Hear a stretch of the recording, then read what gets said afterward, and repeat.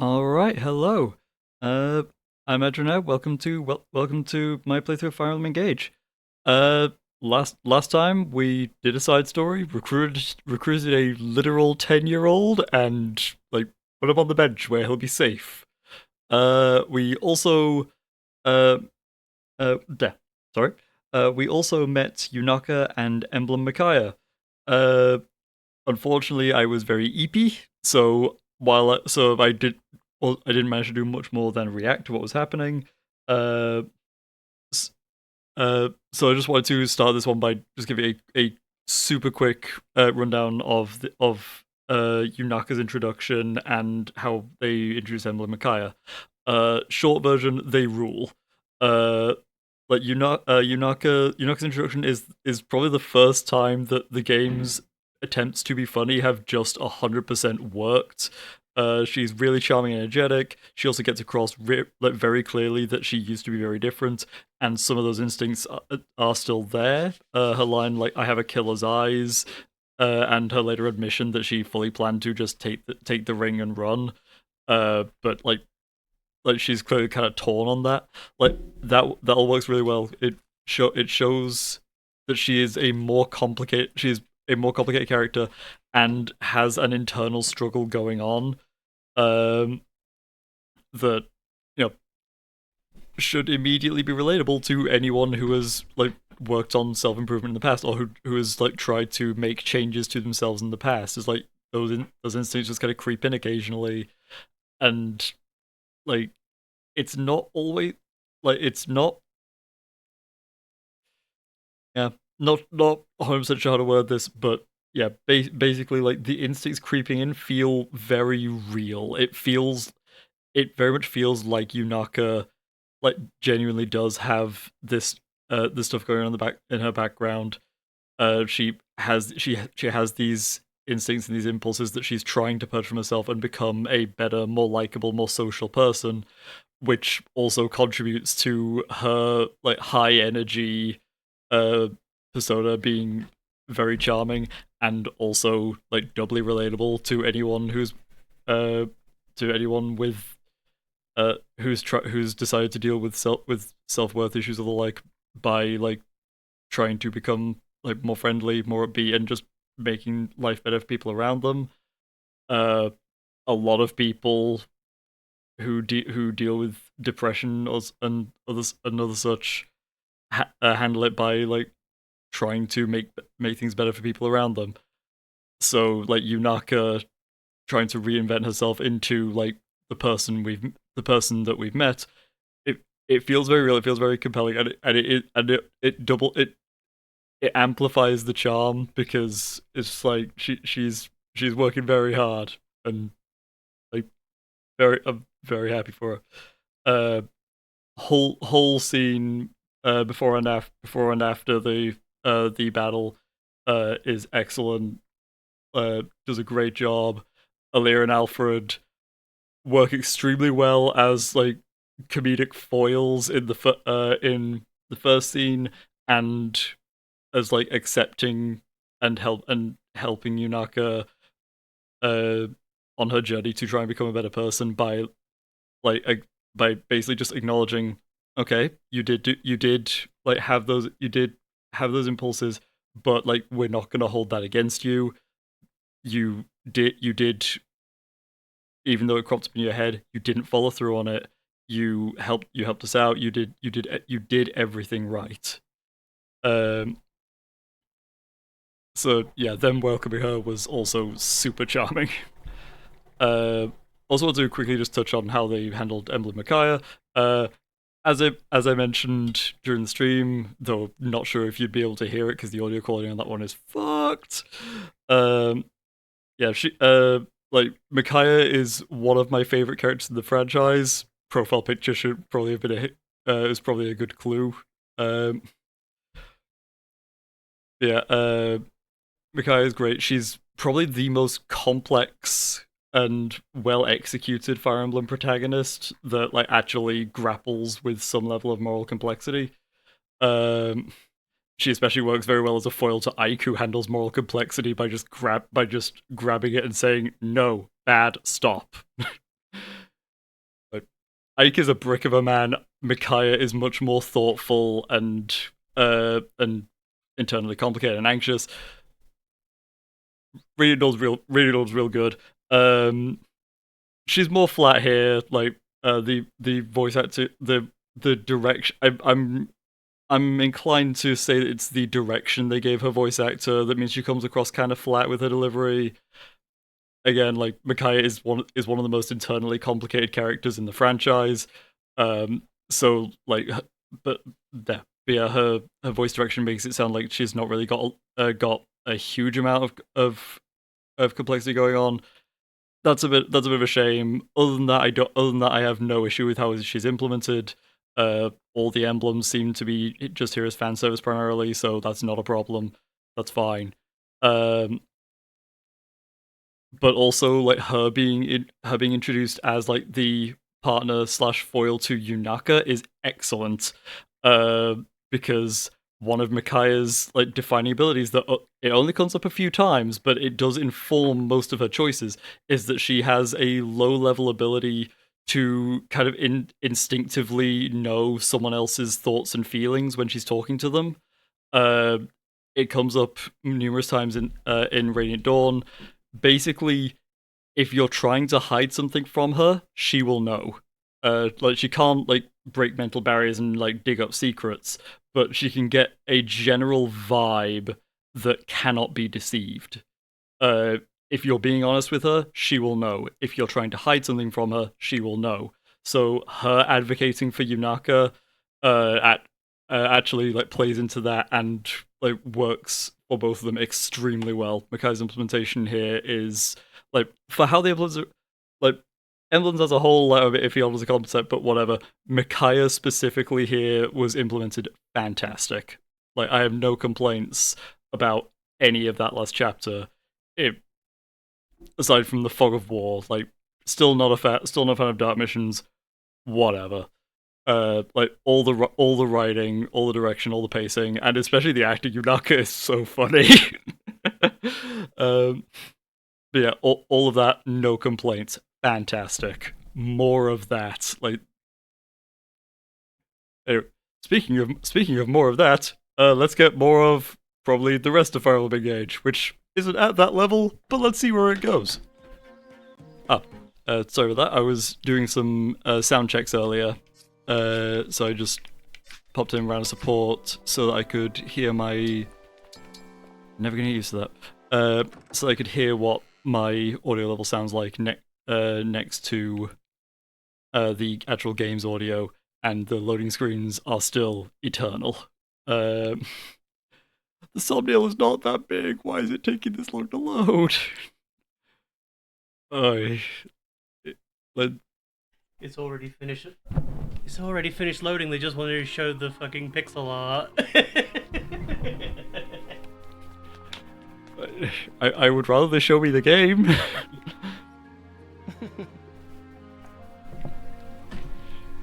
Okay. As usual, I have not done. I've done all the busy work off camera. Don't have to worry about that. I've not done any of the supports, so okay, no new bond conversations. Let's look at the supports. Meet new girl. Impressive work out there today, Yunaka. Whoa, what? I got praise from the Divine One? Zappy! I'm thrilled. Beyond thrilled. I'm serious. Skills like yours are in high demand. You must have been a mercenary or something. Right, mercenary, yeah. You could tell? I mean, obviously I've merked a time or two, no big deal. I thought so. With strength like yours, you must be pretty well known, too. Sure, I mean, yep, people know me. I'll bet some of our allies are well acquainted with your reputation already. I'll have to ask around. There must be stories. No, I mean, could I ask you to maybe not do that? What? Why? Because I lied. Again. I've never been a mercenary. You said it and it sounded nice, so I went with it. I'm sorry. I'm confused. You asked me about my past. I panicked. And just like always, I hid behind a lie. I'm truly sorry, Divine One. I should not have deceived you. You were only trying to praise me, and I just had to go and ruin it. I'll take my leave. Yunaka?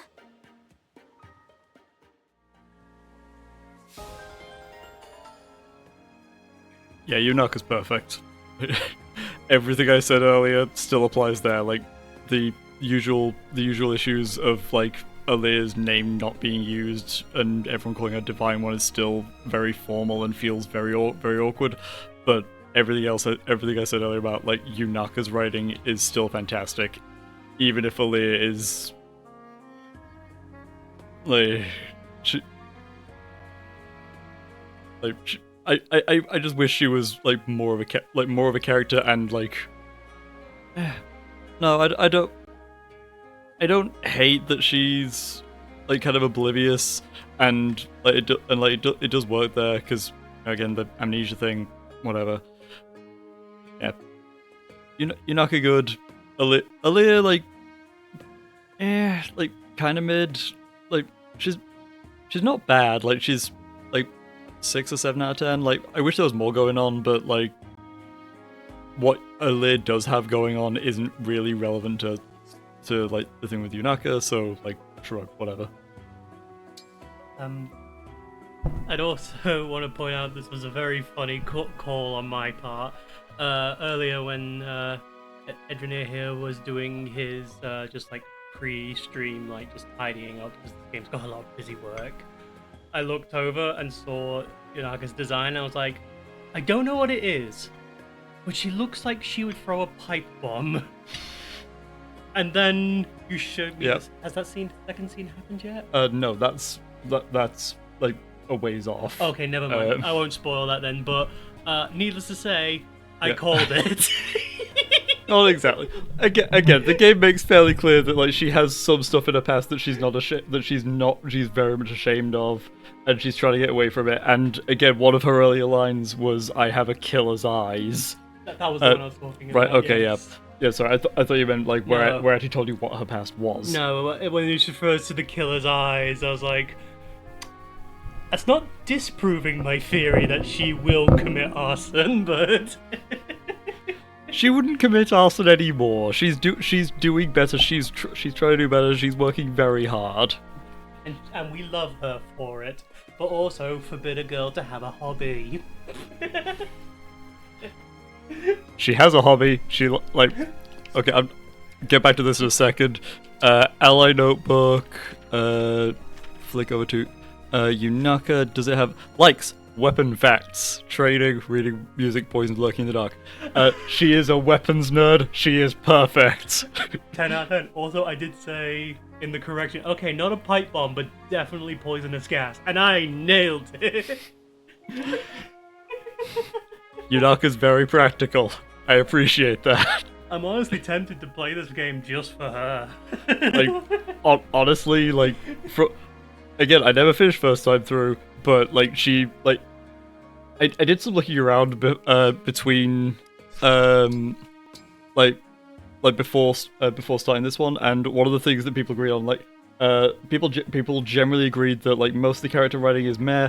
There are a couple of standout characters. The two that get highlighted are a character that I think like really she's extremely meh. I'll talk about her when she comes up. And Yunaka. Pretty much everyone I saw agrees Yunaka rules. I will say it's probably because she contrasts so hard to everyone, because I will say my Fire Emblem knowledge is limited to what Edrenier has told me, and my deepest dive is watching Jello Apocalypse's full playthrough with his buddies on this live stream. And it seems like a lot of the characters are taking it way too seriously, and Yunaka's one of the rarer characters where, yeah, they've got some baggage, they've got some pain, but they're also trying to have a good-ass time on camera F24/7, and I think that's special in a game where it's about military politics and all that kind of stuff. You just have one unabashedly sunshines and rainbow kind of cow. I will say this game has a somewhat goofier tone than Path of Radiance and Radiant Dawn. By the way, I do recommend Jello and friends playing Path of Radiance and Radiant Dawn. They're really good games. They are legitimately some of my favorite games of all time, and they do a really good job. They do a really good job getting like portraying the dramatic scenes, and most of the rest of the time they're just riffing and they're very funny. So I do recommend watching that if you just want something to put on the background because they're a lot of fun. Jim. This game is like a bit goofier in tone, which is also why like all the character designs are Fabulous. yeah they're much more flourishy than especially some of the older entries. Aw, He's 10. I was gonna say he's cute. Good little guy. Hmm. Is he the engineer of the team? No, he wants to be a doctor. Ah, okay. Unfortunately, like I said, he's 10, and I don't. Well, it's either he's gonna die or his parents are gonna die. That's how this game works. No, he's not the protagonist. Ah, damn, how silly. Yeah. But yeah, like, overall, so far the game's tone has been like a bit more goofy.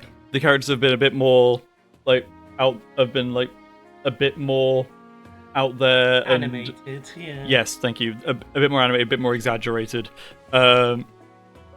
I will say a lot of the time it comes across kind of forced. They don't really have the energy to back up the more out there ideas, or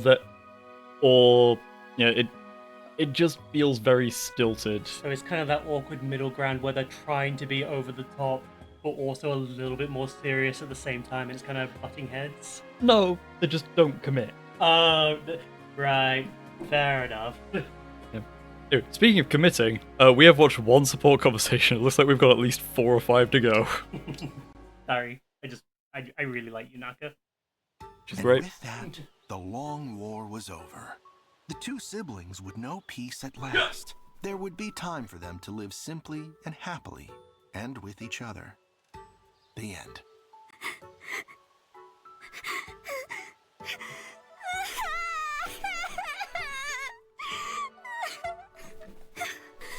He finally got reunited. Thank goodness. I know!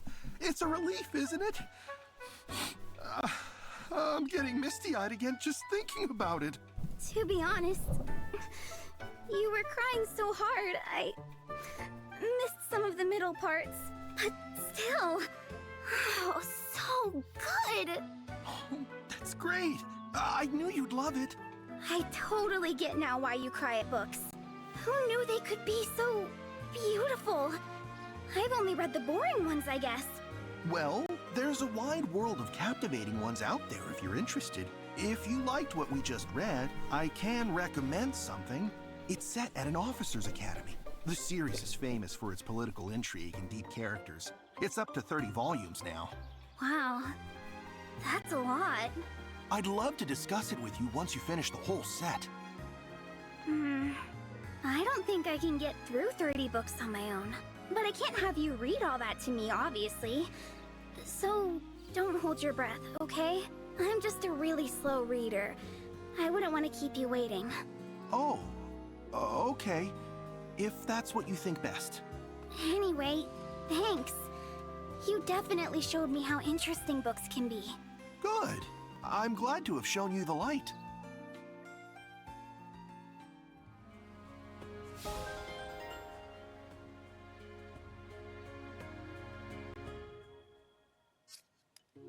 Their relationship is very cute.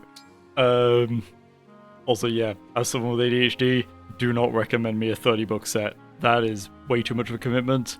That is going to like paralyze me. I will not get to it. Also, a good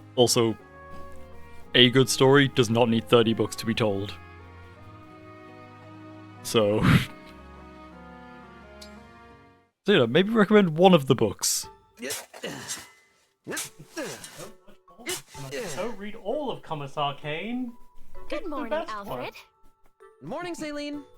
Training hard again, I see. Though normally I don't find you using a shovel. That's a deep hole you've dug too. Won't this be hazardous for the others? Oh, Celine, this isn't training. And if anything, I need to dig deeper. paper. What in the world is the purpose of this? I overheard the kitchen staff this morning complaining that there wasn't enough water. So I'm digging a well for them. Pardon? Alfred, if the water supply is low, there's a river nearby we can fetch more from. What possessed you to decide that the solution to the problem was to dig a well? Hey, you're right. That's using your noggin. I'd better find a jug and leg it to the river. Thanks for the tip, Saline. You haven't changed one bit, it seems. Better that you should dress in pelts and furs to warn people of your barbaric mindset.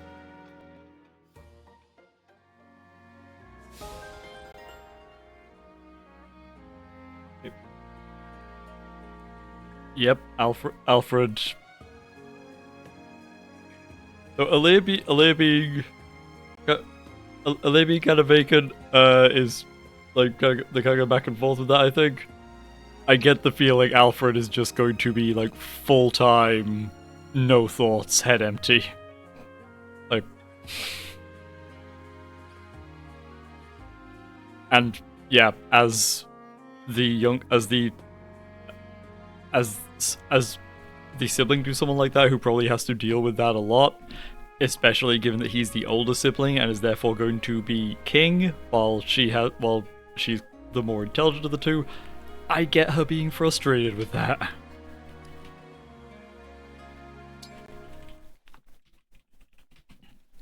Ooh, look what I found! It's an Alfred! Fancy meeting one of those in a place like this. Hey, Yunaka. You, settling in okay? Absolutely! Everyone's been a tasty treat. If anything, the welcome's been almost a little too warm, you know? I'm an unknown quantity. I could be anybody. What if I was a somebody? Who would know? It's weirdly convenient no one's been checking on me to try to find out. Oh, should I be snooping more? Seems like a logical course of action, that's all I'm saying. Well, I do want to get to know you better.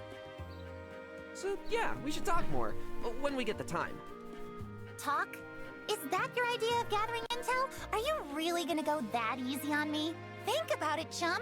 I could be an enemy spy. Probably not, though. I trust you. Forsooth, silly lad. Whence comes this unearned confidence? Have you never once been betrayed, swindled, double-crossed, bamboozled? I get that question a lot. Gets that question a lot, he says. Not a bit of self-awareness on this guy. I don't get you, Alfred. But maybe I shouldn't look this gift knife in the serrated bevel. If you trust me, I appreciate it. Thanks. Anytime, Yunaka.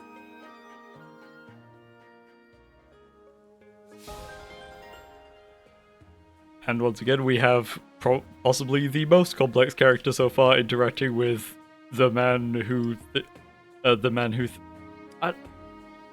thinks complex means doing 2 exercises in the morning instead of 1. Instead of just a lot of 1.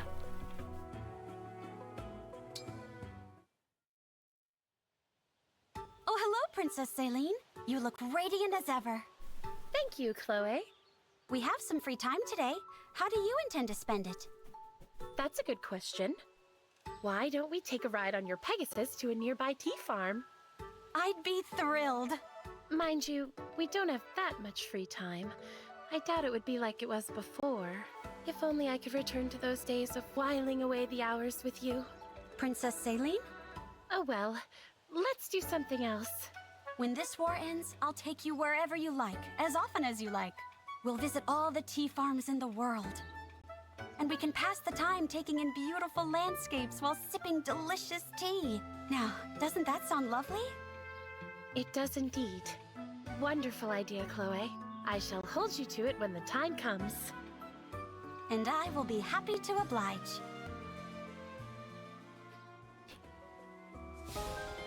We will take in the beautiful landscapes while sipping delicious tea. Me as an Englishman approves.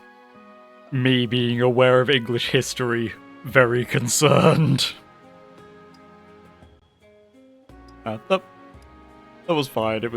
It was cute, and yeah, Saline is another one of the more complex characters. I like her. I'm interested in seeing more of her. You're just in time. I am? That never happens. Wait, what am I in time for? Would you care to join me for tea? I greatly prefer to have company with my tea than to drink alone. Oh, that sounds like fun. Sure, I'd love to. Splendid. Here you are then, freshly brewed. Don't mind if I do. Wondivorous. This might be the best tea I've ever had. You're great at this.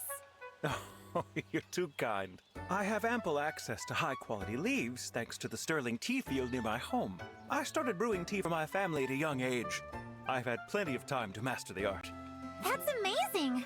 Your family's got it made, getting to drink tea this good all the time.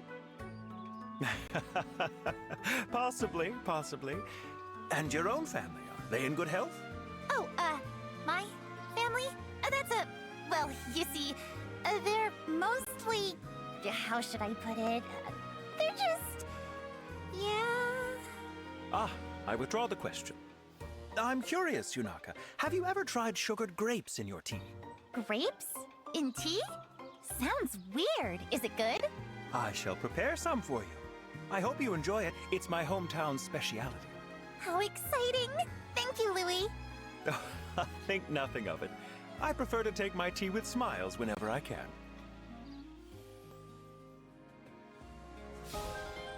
Well, that's just adorable.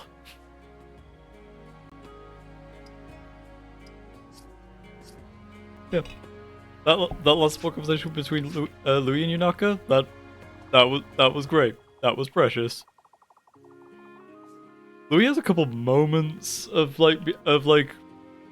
being not great, but no, that he was very respectful. And as soon as just naturally asked about family conversation, and given that she very visibly reacted uncomfortably, he was like, my apologies, and just kind of stepped back immediately. Didn't press her. Okay, that's another side story. I think we're done with those for now. I might come back to that later. I will come back to it later, but not today. For today, we finally make the grand crossing into Brodia. Begin.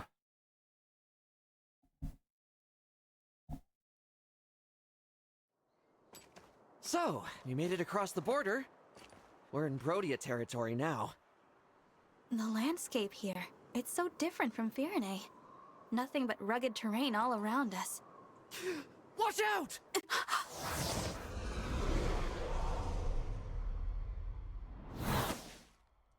We're under attack? Name yourselves! I would make the same request of you. After all, you are the one sneaking over our border.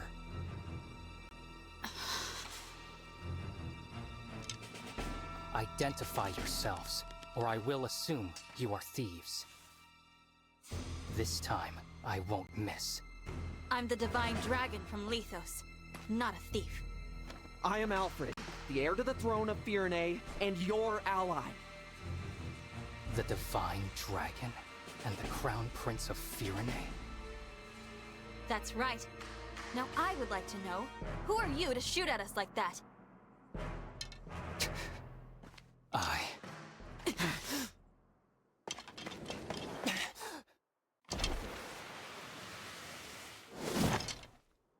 am so sorry! Huh? I threatened the Divine Dragon and the Crown Prince of Firene. I'm begging, please find it in your hearts to forgive me!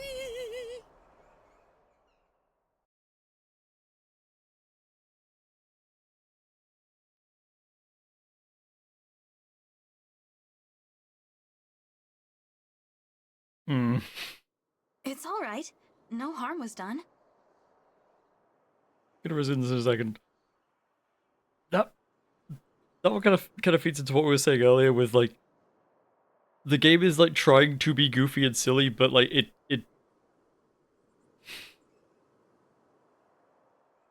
I think I said it in the first stream. Brevity is the soul of wit. Most of this game attempts to be silly are are ruined by them like lingering on it too long and like it just not being snappy enough. Like that one could have been funny if like they'd like maybe exaggerated a little more, but like if they'd shortened like each individual shot after the mask break when he realized who he was talking to, if they'd shortened every single shot there by like half, that would have been so much better. We'll see what happens with the rest of it though. That was quite the bow, soldier. Must have been hard on the knees. Wait a second. Your face looks awfully familiar. You're not just a soldier, are you? No, I'm Alchrist, second prince of Brodia. Prince? I thought so. How's it going, Prince Alchrist? Even worse than usual. I'm sorry for taking so long to introduce myself. Oh, these are my retainers, Lapis and Citrine. Honored to meet you and your coterie. Yeah, welcome to Brodia. I can't say I feel very welcome. You still look like you're ready to kill us. We're merely a little tense. My father, King Morian, received word from Queen Ev that your party was on its way. He ordered us to meet you at the border and formally welcome you to the kingdom. We've been waiting for a long time, and all we encountered were bizarre creatures or bandits. We assumed you were more of the same. I'm sorry for the delay. We had to take a little detour. Still, if your arrow hit the Divine One, Brodia's standing would have been seriously hurt. Be more careful next time, Prince Alchrist. I will. I really am sorry. You cannot be held liable, Alchrist. You had no way of knowing who they were. Was it not possible for your party to arrive in a more royal, more resplendent manner? This is the Kingdom of Warriors. If you can't dodge one arrow, you're not worthy to enter. Here, the weak serve the strong. Maybe we should give you a little test. What did you say? She didn't mean that. Apologies. My country places too much value on strength. Besides, you have nothing to prove. I am well aware of your battle prowess, Prince Alfred. Oh, well, thank you. I am so sorry for all this. So sorry. And I'm sorry it's me greeting you instead of someone better. You can stop apologizing. I'm grateful that a prince is here to receive us personally. Really? You're grateful to see me? Yes. Honored, in fact. How polite of you to say so. Charming as well as divine, I see. Could you do me the favor of being less dazzling? I find it so hard to shine as it is. All right. Now, come with me. I can show you the way to Brodia Castle. We will arrive at the Grand Crossing soon. That will take us to the castle.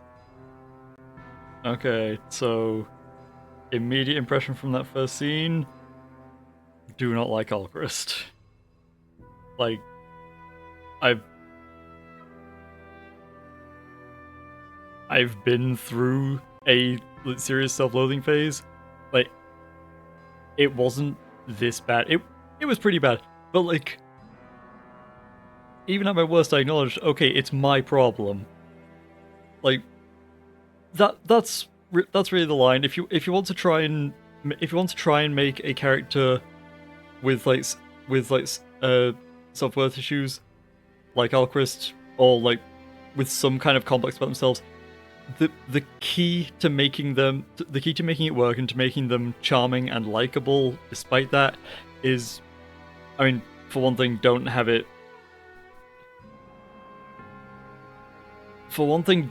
just be that they just drag the room down constantly. Like, Alchrist is kind of giving the impression that that's all he's gonna do, and honestly, that's all I remember him doing. I actually looked up a few of his support conversations just because I was looking through characters like a week or two ago, and yeah, he never really gets better about that. He is constantly putting himself down and just kind of being a drain on everyone around him. And it's like, okay, dealing with deep-seated issues is hard, but like the key to getting through it is like, okay, is saying, okay, this is my problem. I'm going to fix it. I'm going to, like, it's important to appreciate the work that everyone else is doing and to not try and do everything yourself, but like, could you be less nice because it's making me feel worse? Like, just because I'm not that good. Like, that is a hell of a narcissistic thing to ask someone. Like, that is fully prioritizing your own self-image over everyone around you. So yeah, like, Lapis and Citrine, I like perfectly well, and like I think their introduction here is like actually pretty good. But yeah, Alchrist sucks. Like he just sucks.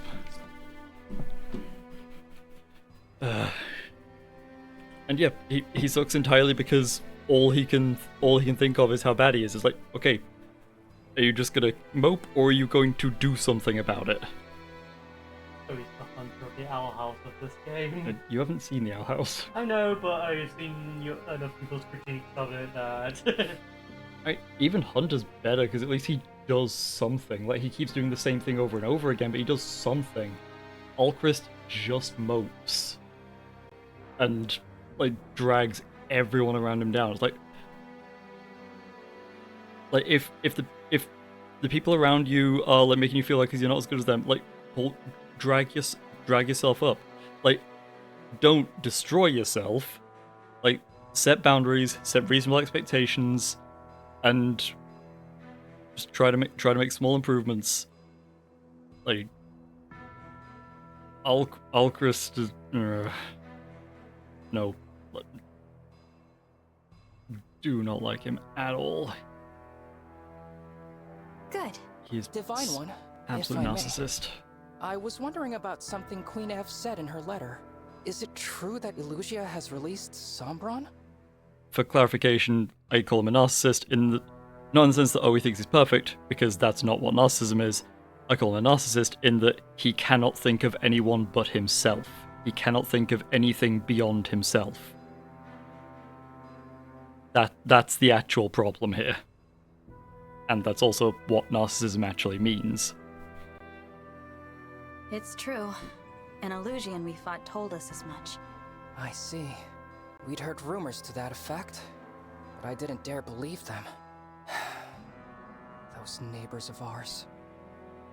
You will need all the rings to defeat the Fell Dragon, right? For generations, my country has possessed the Ring of the Young Lion. The Ring of the Young Lion. It has a red stone and a certain gallant aura. Diamant, the Crown Prince, told me he's been hearing a voice from the ring. He's a remarkable person. I'm lucky to be his brother. You really admire him, don't you? Oh, yes. He's strong, wise, humble. The king adores him, as do our people. My brother is cut from the noblest cloth. I'm afraid I was made from the tatters. There's no need to be so hard on yourself.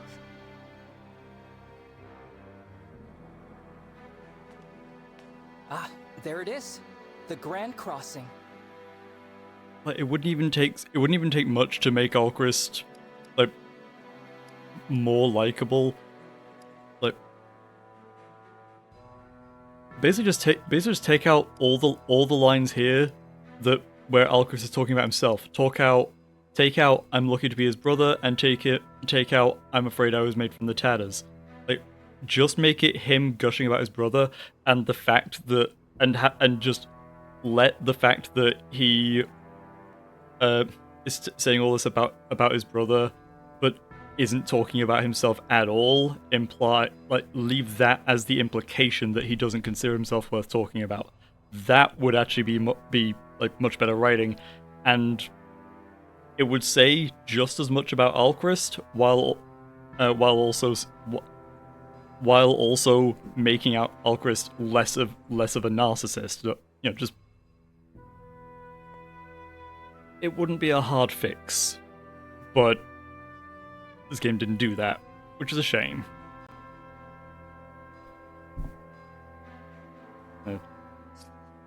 Look, wrong button. There seem to be a great many soldiers out today. Wait a moment. Those are... Elusian soldiers! They're occupying the bridge! No. How the... Oh, another pre-rendered. It took you long enough. Very rude to keep a princess waiting. Very rude indeed. Princess? That would be me, the second princess of Elusia, Hortensia! Now then, hello, everybody! Elusia's second princess? Uh-huh, in the flesh. And you're the divine dragon. Right. Ew, I knew it! I could totally tell. You're the prettiest. It's a dead giveaway. I always thought Lumera was the only divine dragon. You could have knocked me over with a feather when I found out there was another one. Wow, those mismatched eyes of yours are something to see.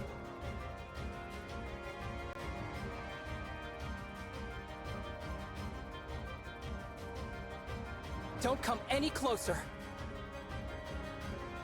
Okay, so new character introduced.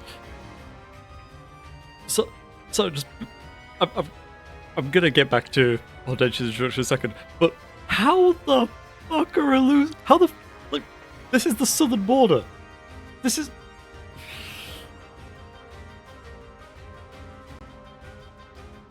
This would be like if, for example, if just as an example, like, I don't know, random example. This would be like Canada invading the US, and as part of that opening move, they occupy the US-Mexico border.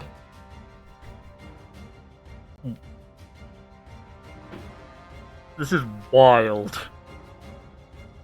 Anyway, back to Hortensia's introduction.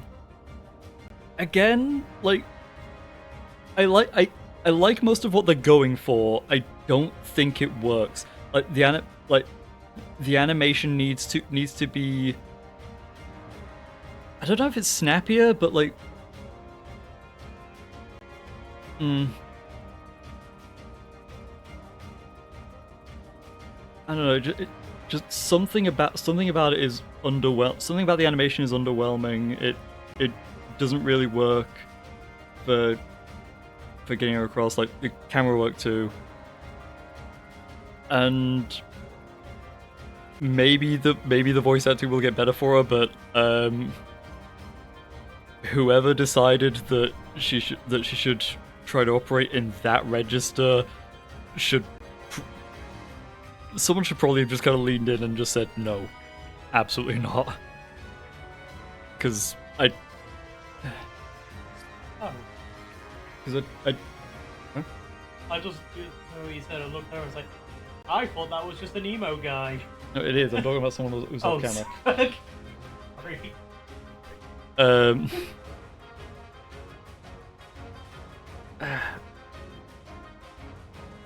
Yeah, like who.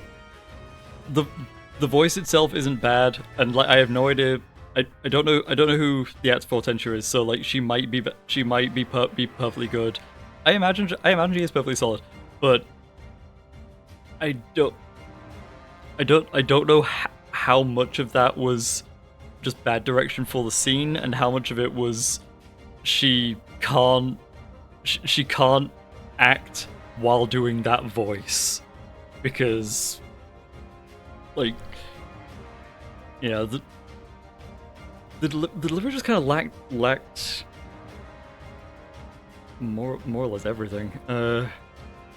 Like it didn't have the intensity. She didn't sound. It didn't have really any. It didn't have much feeling behind it. Again, I'm way more inclined to pin that on the director rather than the actor. I'm sure the actor's perfectly fine. But yeah, that scene could have been really good because I really like what they were going for. But yeah, I think they did. I think the vocal performance didn't have enough going on. It felt very mechanical, and the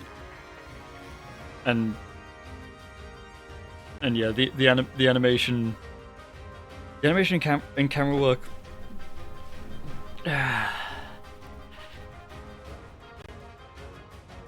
It didn't have enough. I think the problem was that it wasn't like not detailed enough, but like it didn't feel like a person. I'm reminded of like in the old Little Mermaid film. There's one of the points fairly early on where Ariel like blows a strand of hair out of her face, and the reason they included that was because they had people acting out the scenes in person and recording that and using that to give them inspiration, and that was just something that the actor who was portraying Ariel in those scenes did, and they thought, that's great, that looks fantastic, that adds a lot of personality and life to it, and so they put that in, and I feel like that's what's lacking here. Again, it's the game not having the budget to do what it wants to do, in which case it really should just tone it back, just dial it back. Work for the budget work with the budget you have, not the budget you want. Anyway, back to what I'm sure is supposed to be a very tense villain introduction scene. You wicked Elusians aren't worthy to approach the divine dragon. Nobody asked you, Brodian. Besides, we're not the wicked ones, you are. My father says Brodia is a greedy, barbaric country. You're always invading our territory, taking our land. It's the worst.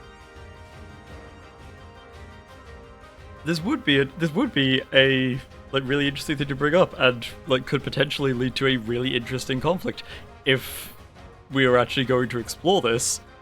But the game has already like tipped its hand fully and shown that like no, the Elusians are like fully just worshipping and working with Satan, like dragon Satan. So I don't get the feeling they're gonna follow through on that. Like that's a good idea. It's a good idea for a conflict.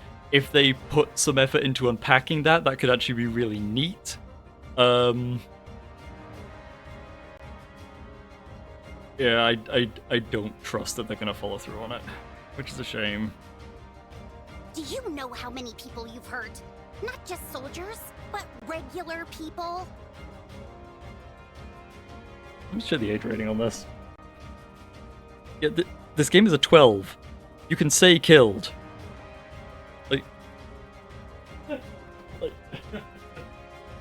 Like Brodia is a country that constantly declares war on you to try and claim your territory. You can say they've killed people. This is also looping back this is also doubling down on me suspecting that they are absolutely not going to commit to a more nuanced conflict where like the side we're working with, Brodia, is also entirely culpable. I don't know. Maybe I'm wrong. And this is just a bad scene. I'm not particularly but yeah, it's a shame. But yeah, you can say killed. It's fine. We're not just invading to expand. We are keeping your vicious, unpredictable kingdom in check.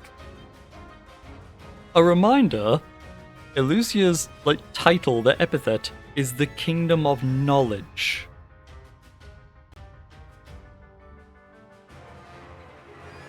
Your vicious, unpredictable scholars.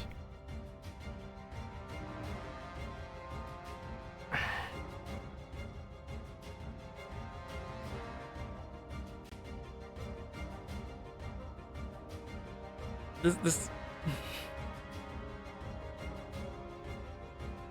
I get the feeling that this game either so it's a problem that Fire Emblem has been having a lot recently, in that they won't commit to their ideas. It was a problem in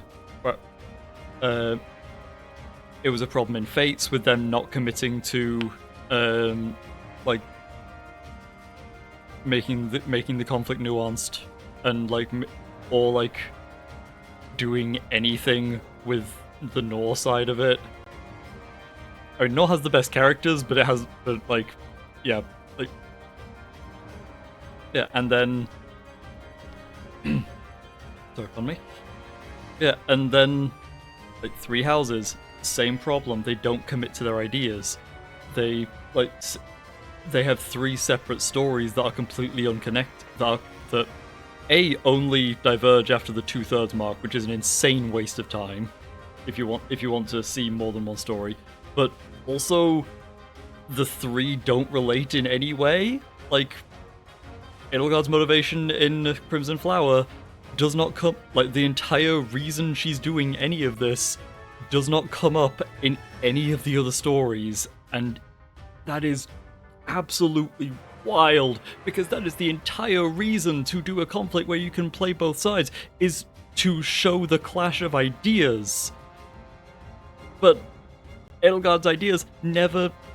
So yeah, Fire Emblem has a serious problem with not committing to its idea, not committing to any of its ideas, and that seems to be especially true here. Like, a kingdom of scholars is not vicious or unpredictable. Scientists are not known for like being super eager to test weapons in the field. I take it you're retaliating? Launching a full-scale invasion to take your revenge? Hardly. I couldn't lead such an ambitious attack. I'm just here to take your rings. By order of my father, King Hyacinth. He told you to do this? Yep. Now, if there are no more questions, fork over the goods and we'll all go home breathing.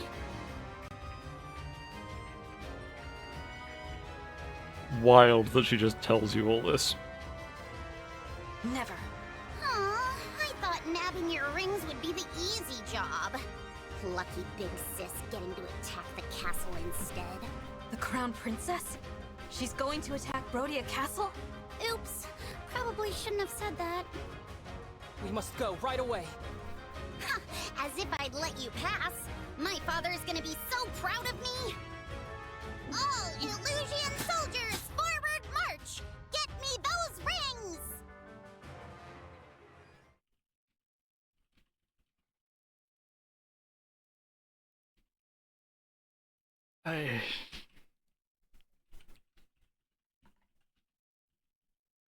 I'm just double checking something real quick.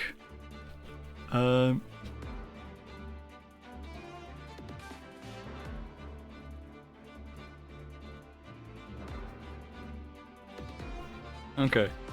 It's not quite as bad as I thought. Like, so for anyone wondering, Hortensia over there is 14.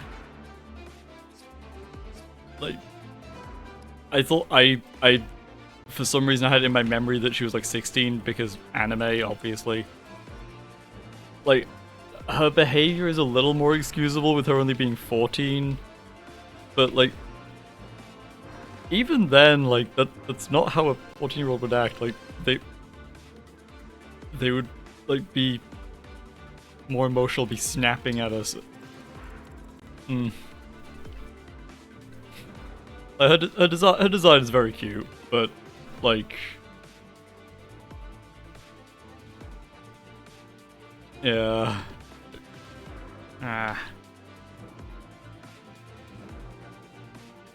Again, it's more and more of a shame because also, like, I know that like the whole reason she's out here and doing this is to introduce too early, to like introduce more of the characters, and like so I'm not sure if I've mentioned it before, but this game has a problem. I actually went through. This game has I think I did a full count and it was like 30 recruitable characters. I will quickly double check that count. If you just give me 1 second. No, not that button.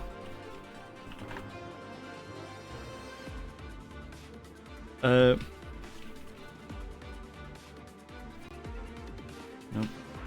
Come on, just give me a nice grid. Come on.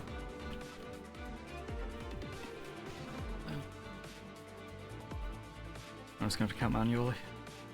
1, 2, 3, 4, 5, 6. 18, 19, 20. 1, 2, 3, 4, 5, 6, 7, 8, 9, 10, 11. Okay, so not including the parallel characters, Jean and the other one we haven't met yet, or any of the DLC characters, there are 34 characters that you can recruit in this game. Only of you, while I do the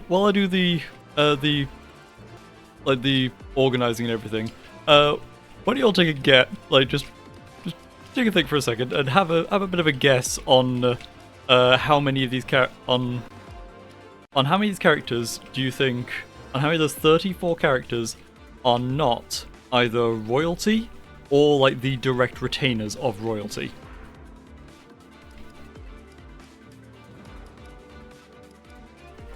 She's way higher level than I thought.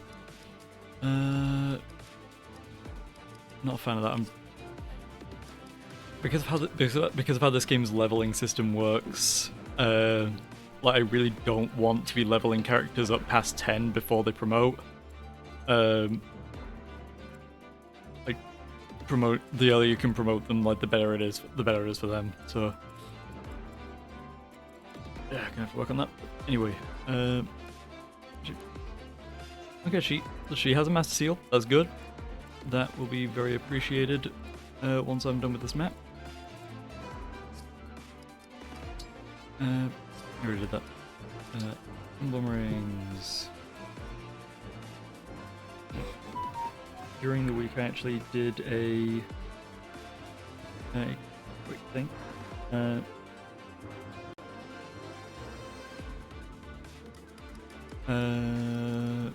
Okay, I will at least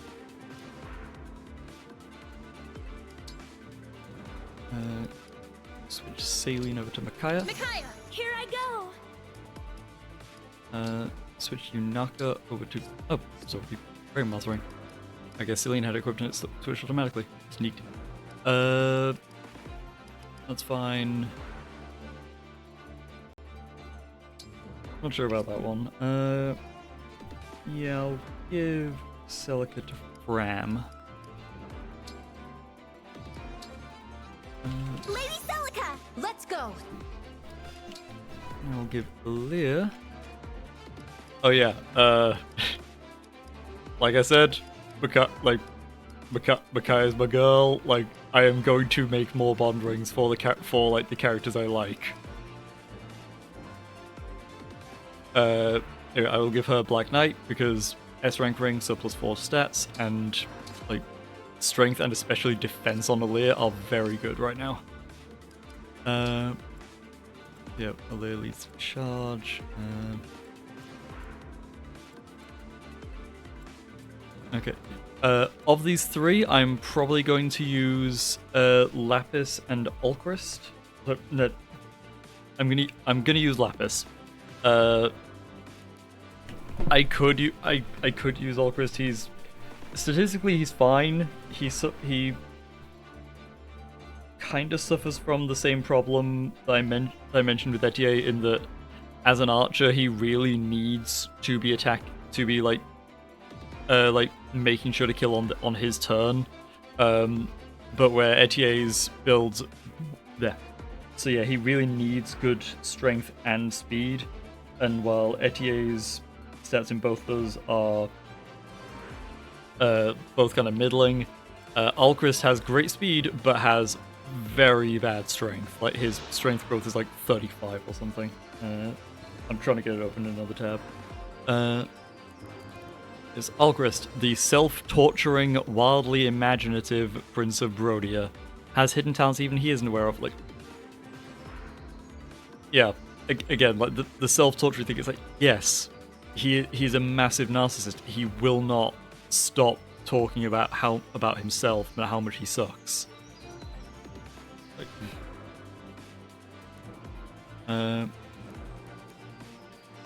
Yeah, behind me, when now within 2 spaces attacks, grants strength +3 to unit for 1 turn. See, that's neat, and that actually works very well with this build. And growth rates. Yeah, Alchrist has 45% speed, which is perfectly solid, and only 30% strength. And yeah, his personal lord class only adds 10 to both of those. He's more reliable than Etier. He's basically got like 45% strength growth and like God, this website is not good on phone. And like, no, got the wrong link. Yeah, he's basically got like 40% strength growth and 55% speed. Like, he's statistically better than Etier. If I was going to use one of them, I would use Etier, because as mentioned before, every single conversation of Alchrist that I've seen is just him like beating himself up over not being as good as them, and not like trying to do anything about it, like not trying to be better, not trying to use their example to push himself to be better, not even trying to build them up and support them, just moping. And I'll show a support conversation later between him and his brother, because like that's the one conversation, the one where I think it works. But that's one out of all the supports that I've seen from him. And during my first playthrough, I tried to get like a bunch of supports. He's just exhausting. Citrine, on the other hand, is perfectly fine on paper. Like she's got very good magic growth. Very good magic growth, very capable. Her problem is that like the weapon weight isn't helping, but her speed growth also isn't great. And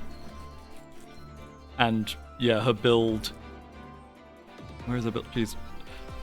So 2 weeks since I last played, I have forgotten the layout. Yeah. Also, build is only 4.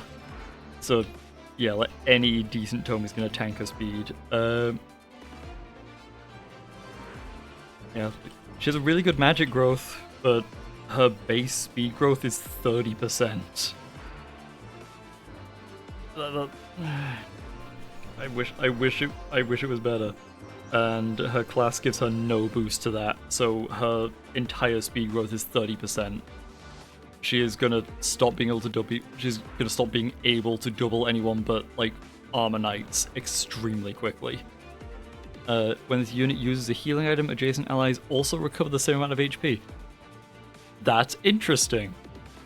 It's not good, because you're not going to be using healing items, you're going to be using staffs. But it is interesting. And finally, Lapis. Like, as characters, I remember Citrine being fine. Yeah, Lapis, Sword Fighter, aka Myrmidon. They're a class that prioritizes extreme like speed and skill, and tends to have like not great strength. Lapis is very much that. Like the class growth rates. Yeah, the class growth rates prioritize speed and strength, speed and skill over strength, and Lapis growth double down on that. She has a 25% speed growth. I'm still gonna try and use her, and yeah, her quite mostly belies her superhuman strength. 25% growth. She has a lower base strength growth than Clan. She has a lower base strength growth than the mage that the game gives you at the start of the game. Like, and her build's not good either. So like that is purely an informed attribute, which is a shame, because that could be neat. But yeah, no. If there's an ally within one space, grants. That's also really neat. Like, grants hit and avoid +10 at the cost of crit -10. Given that I tend to prefer more consistent playstyle, more like consistency, increasing hit and avoid is also like way more valuable to me than crit. So yeah, that personal is like really good for my preferences.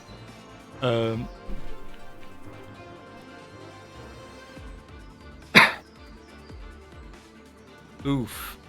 That is definitely an option. Cannot follow up or strike first of initiating combat. You gave the sword that always strikes last and can't double to the character whose entire advantage is speed. For the record, I mentioned her strength growth is 25%. Her speed growth is 55. Her base speed growth is 55%, and with her class growth added on top of that, it's 75. So giving her a weapon that means she cannot double is a wild choice. Yeah, still keeping Louis around, just because. Why not? Yunaka, Celine, and Micaiah. I'll give some staffs. At the back, front. Okay. Okay, there's a lot of spear users at the front here. And a lot of sword users at the back. So sword users actually won't get a ton of use. I'll drop Jean because I don't need the extra healing, but having Boucheron around may actually be very helpful because he can break their gut. Well, I can't break these guys' gut because they're armor units, but you can break these guys. Okay. With that in mind, move Saline over here. She can wipe that guy. And yeah, she can like set up that guy for whoever. Wait. Okay, this guy isn't an armor knight. I was gonna say. my god. Yeah, no. What's he armed with? A javelin. Okay, so I can't just outrange him. Except for Citrine, because Thunder Tome can hit at 3 range. That is. So yeah, have her set up. Have Alchrist take back that guy. Have Lapis finish him.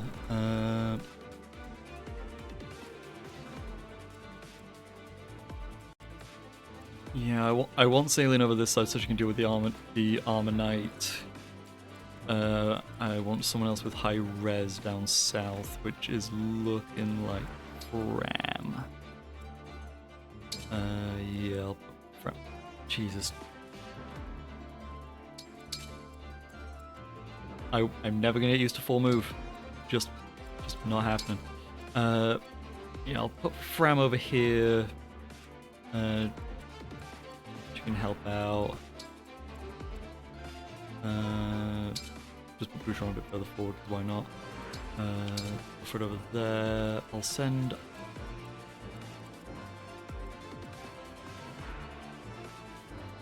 Uh, 11 speed, 21 physical attack.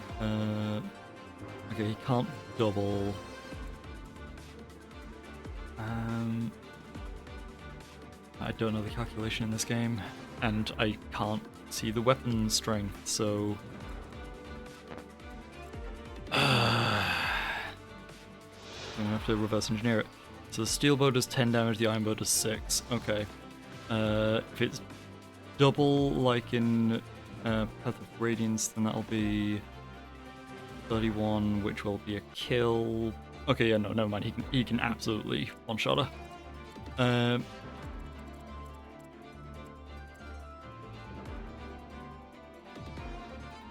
Okay, I got Fram down here, Saline up there.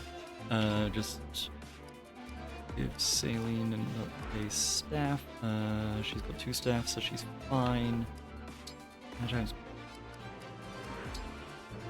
Store vulnerability.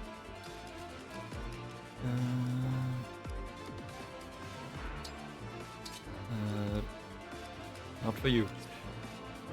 Okay, and all right. An hour in, and we're just getting to the first map. I am blazing through it so fast. Okay. I'll save, and then like if I'm saying all this like I don't have Divine Pulse. I keep forgetting about. We must deal with them quickly and return to the castle. There's not a moment to spare. Of course, Prince Alchrist. Leave it to us. I wager we'll be back in time for dinner. Such confidence. But I'm still concerned about casualties. I will protect you both. So brave. But, as your retainers, it's really our job to protect you. Now then, get behind me. What is it with this franchise recently and making royal archers who are just the worst fucking people? Like, between Alchrist and Takumi, I'm starting to notice a pattern of like younger brother royals being archers and just being the kind of person you would never want to spend any time around. Oh, Chris, don't be ridiculous. You're an archer. You should be at the rear. Hang on! Citrine! You should also be in the back! You two. Looks like it's starting. To your positions, everyone. They're pretty. Oh, the Divine Dragon is absolutely... Absolutely not as cute as we are? Right, exactly. That's the spirit. Outshine the enemy, and then defeat them. Now, let's steal those rings and do Hortensia proud. Ready to start? Yes, Rosado. Let's make quick work of them. I'm getting the subtle impression Goldberry really does not want to be here. Okay. We didn't look at these two earlier, so let's take a look at them. Rosado. Oh my god. That's so cute. He loves cute things and always maintains a bright, positive attitude. Yeah, I'm not gonna front. I fucking love Rosado. He's great. Also, if foe is male, inflicts a void -20 on them during combat. That is. I love him. I'll be honest with you. I just looked over for a second. I was like, oh, that's a cute design. Is that cat girl? And then I realized, oh no, it's a headpiece. They're not actually cat girls. And I know that's a boy. I just read. So, it's not entirely clear what those are in his head. Like they're just kind of look swirls. Rosado, like despite his build, and how I'm just seeing. As I'm looking, I'm noticing more and more design flourishes on the wyvern. Like I've just noticed the little strings of ribbons going off either side of the jaw, and like every detail about this makes me so happy. This is so cute. My name is Rosado, Wyvern Knight of wherever he's from, and this is my pet wyvern, Mr. Fluffy Bottom, the cuddler. So yeah, Rosado is like retainer to Hortensia of Elusia. This is gonna come up later. It's not a spoiler. It doesn't matter. It doesn't change anything. He's from the village of the village of the Fae folk, of the Fair folk, I rather.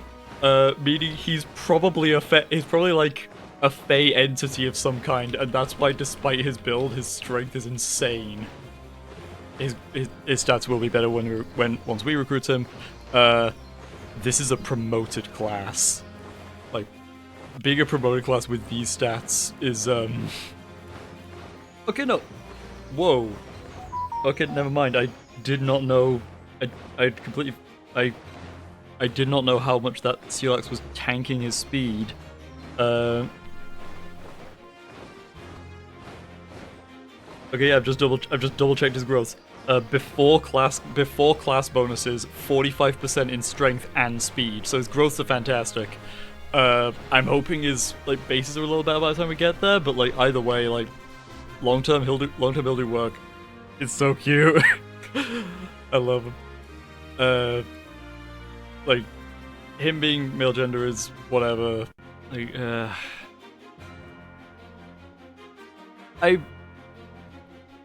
I want more, like I do want more LGBT characters in media. I also just want more gender non-conforming characters in media. So like a guy who just likes wrestling like that, all for it. Like guy like we can we should be able to have both guys who like being feminine and trans people. Like this is not an either or choice. If this game was to have a crossover, do you know who'd be the best mate of him? Astolfo.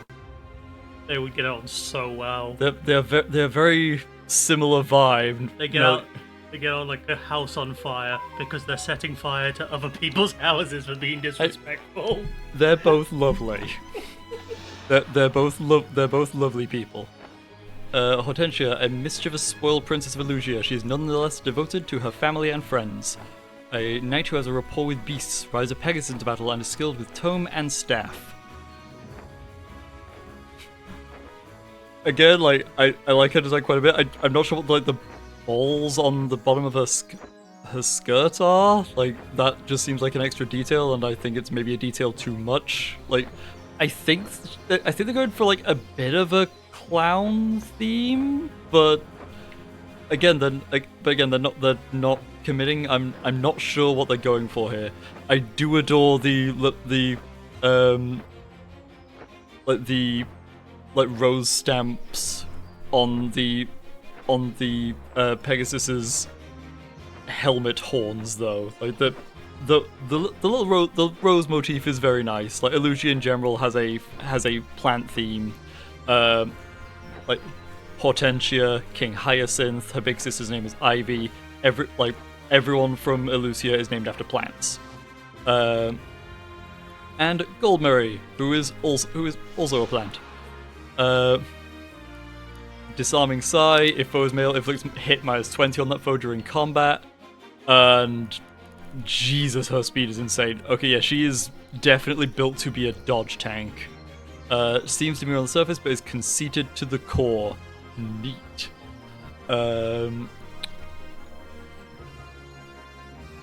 That is going to be interesting to see if they try and make her like a likable person. That is going to be interesting to see how they walk that tightrope. If they do the Tharja thing and just make her evil, like just an awful person, then not using her. Just gonna put her on the bench and say, you stay here. If you leave, I will stab you. Which is a shame. Like her design is also like super fucking pretty. And because I didn't check it a second ago, Hortensia's big personality. When you uses a healing staff, grants range +1. That is nuts. Like, it's not gonna do much good as a boss on the enemy team because like their units are a lot more disposable.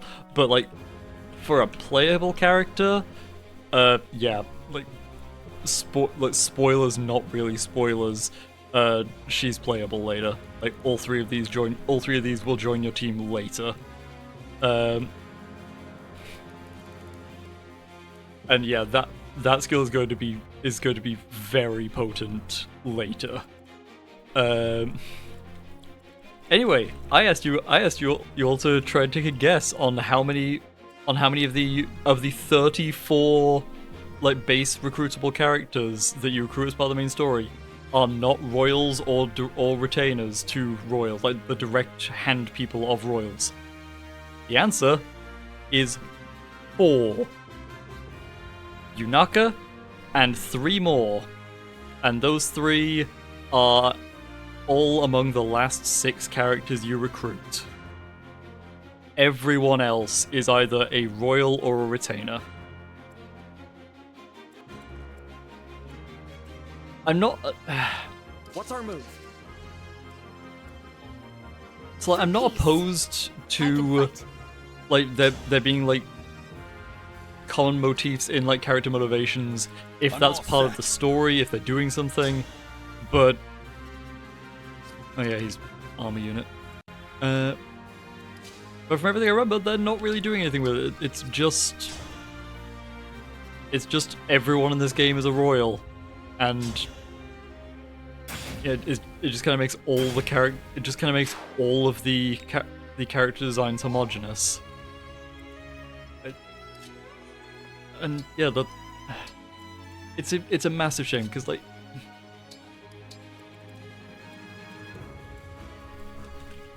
For the Divine Dragon. a lot of people like try and give like rules for good character design. Like the one rule that is like an actual rule that is just nope. Prince Alchrist, Citrine, stay back. I'll handle this. I can knock down anyone who stands in our way. Smash weapons, powerful weapons like blades of greater smash. Okay, that should be listed in the weapon description. Like smash on hit, driving foes back on space. You can break foes by smashing them into units or other obstacles.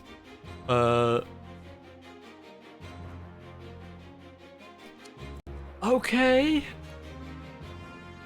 Okay, that smashes foes. Okay. That should be capitalized if it's going to be used to like denote an effect, because that would signify that like it's not just flavor text.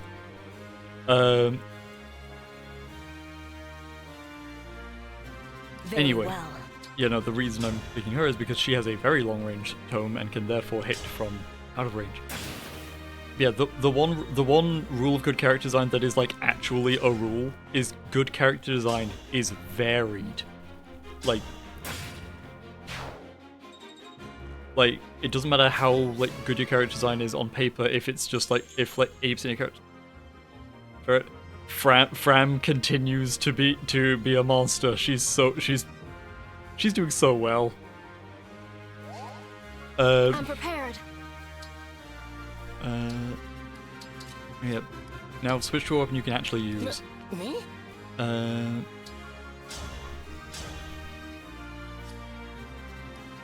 Okay, so 17 up to 27. She had 2 defense, so that's 29. Which means... Okay, so effective damage triples the weapon damage in this game. Gotcha. And that's impassable.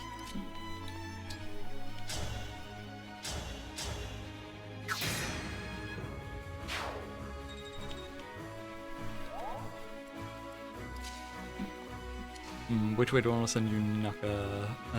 This side has Saline and Alir. This side has Lapis, Ram. I'm going to send you Naka south.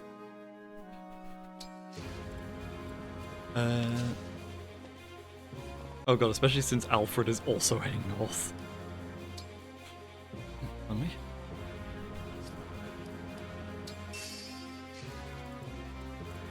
Okay, which button is it? Nope. What a lovely scene. I am your weapon. So yeah, I wouldn't be opposed to them doing like literally about 30 characters with like the same base with another pre-rendered scene. We've had such a wonderful time playing together, haven't we, Divine Dragon? Speaking for myself, it's been lovely.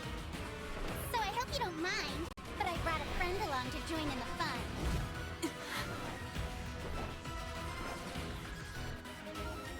That's an emblem. But how?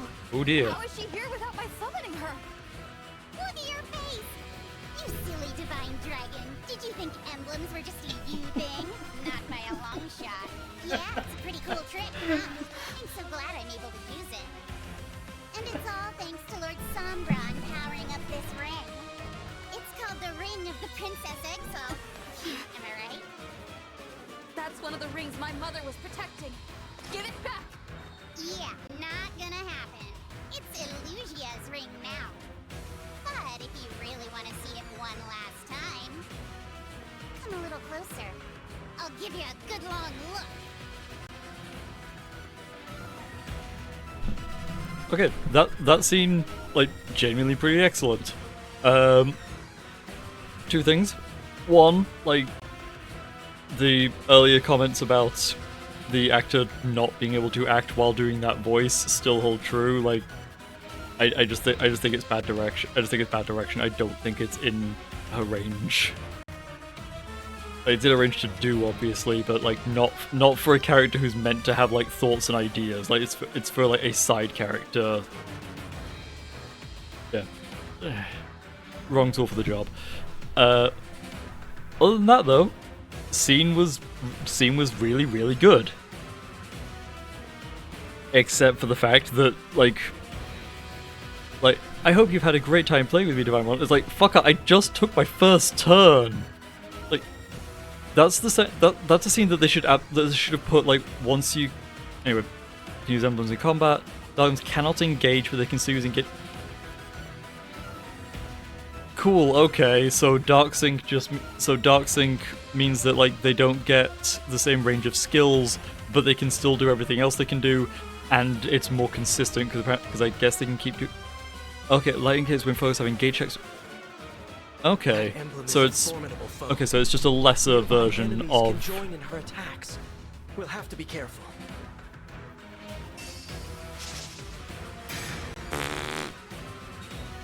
But yeah, like, that scene should really have played, like, later. Okay, now it's our turn.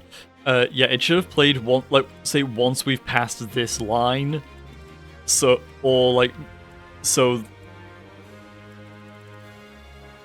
Or, you know, maybe make the battlefield a little bigger, put one more wave of enemies, like, on this, in this area so that... Yeah, like, deal with the starting enemies, deal with the first wave, deal with, like, the second wave, and then, like, get not into her range, but within one turn of being in her range, and then she pulls that. That would be, like, very dramatic, very cool. But yeah, like, right at the start of the battle, it just it's a good scene, but it's in the wrong place. Like, for pacing purposes, it kind of needed to be later. She also has a rapier, so don't let Alfred... Yeah, no, don't let Alfred anywhere near her. I was about to say, actually, I don't know. Like, her strength is, like, what the... Why is your magic so bad? Also, just gonna check base stats here, because, like, I hope it's not still gonna be that. Yeah, no, like, her stats are way worse now than they will be when she eventually joins us at about that level. Shrug. And yeah, okay. Yeah, when we recruit these guys, they will all be, like, notably stronger. Okay, anyway, we have flyers off the bridge on both sides. We have mages down here. Fram can take care of one of them, no problem. Lapis, how are you? That's fine. Yunaka... I will give it to Yunaka because... Again, they keep introducing characters almost at a higher level than your characters can be. Like, the new characters are all level 10. Aaliyah is still level 8. The only character in our party that is, like, on the same level as the guys we just got is Saline, who I've been, like, deliberately feeding to try and make her stronger.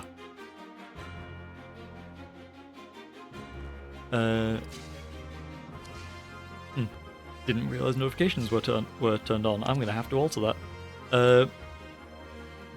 So yeah, I will let Yunaka and Fram deal with these two.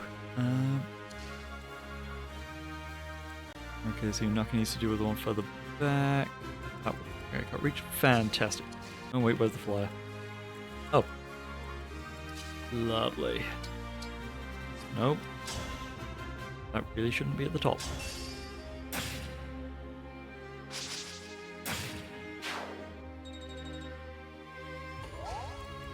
Okay.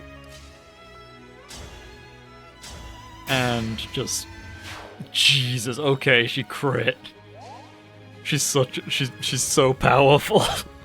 I'm so proud of this poor ADHD baby. Now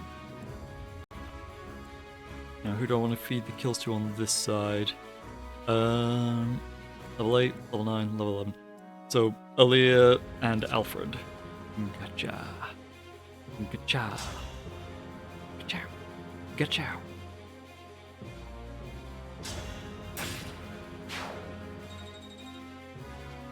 Come on. Come on, come on, come on, come on, come on.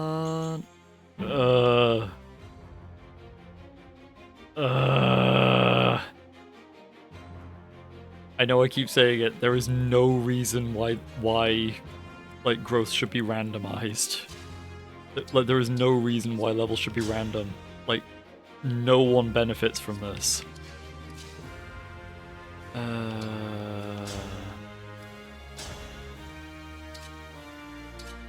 Jesus. She would have to attack with the slim sword to not guaranteed kill that guy. I'm not expecting it to get in much danger, so sure.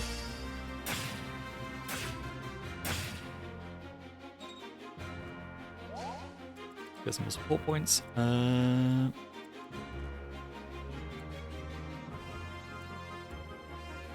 have Vander go with South group because North has Boucheron.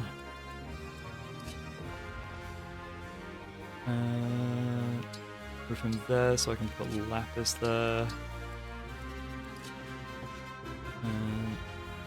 Louis.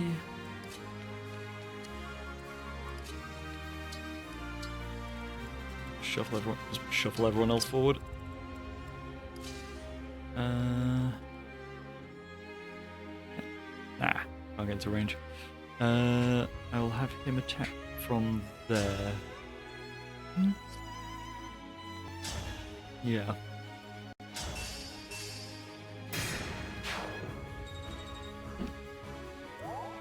Okay. That's just on the edge of range, which is fine. Shuffle Boucheron and Chloe forward. I'll pop Chloe there, so next turn when I put Aaliyah in range of the axe guy... Never mind, okay.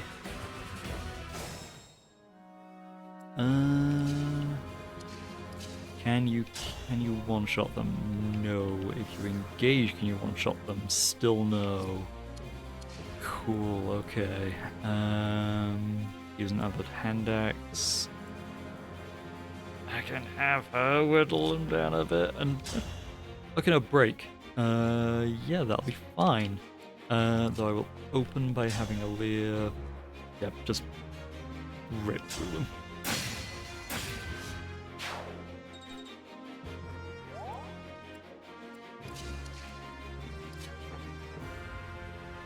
Again, there are certain characters I'm excited to get to because like once we recruit them, like the general team comp is going to get considerably stronger. So yeah, Alfred. Actually, if I put Boucheron over here, then support. And lovely.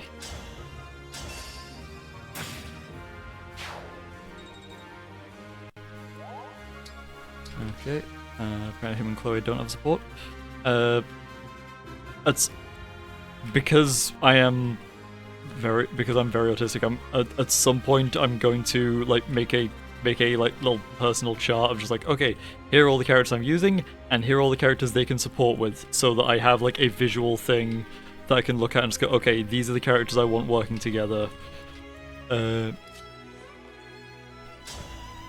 know, like supports are kind of the primary appeal of this franchise. Okay.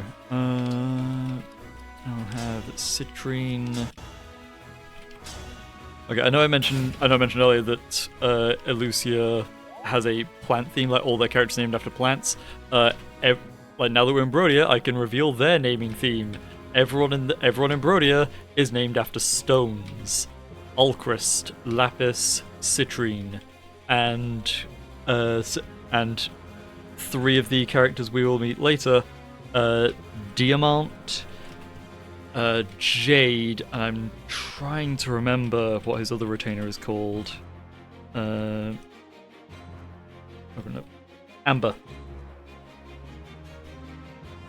So yeah, I appreciate everyone in like different countries having like different naming themes. It is a little it is like the last country also has a naming theme in that they're all named after desserts. Bunay, Timera, like it's all very fancy. It is a little weird though that it's like stones, plants, dessert, French.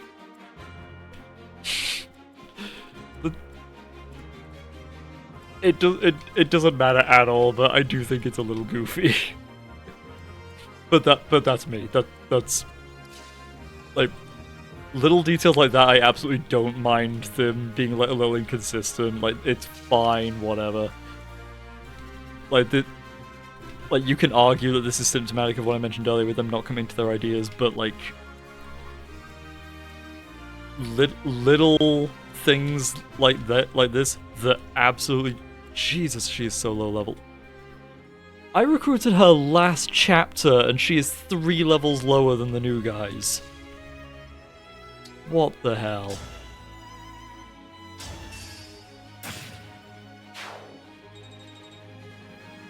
Oh, come on, please. Okay.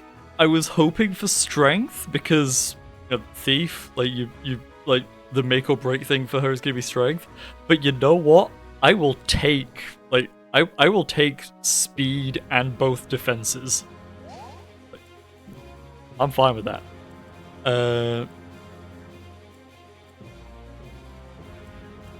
So yeah, like them not committing to like broader theming and ideas is a much bigger problem than them not committing to like all the characters in this country have to just like a naming theme, because like a naming theme is just like a cute little writing quirk.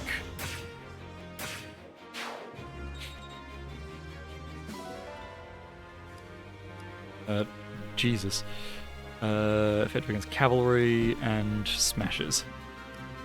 Okay, both of them are insanely heavy, and I still don't have any actives I want to use yet, so I will send the Poleaxe to the convoy.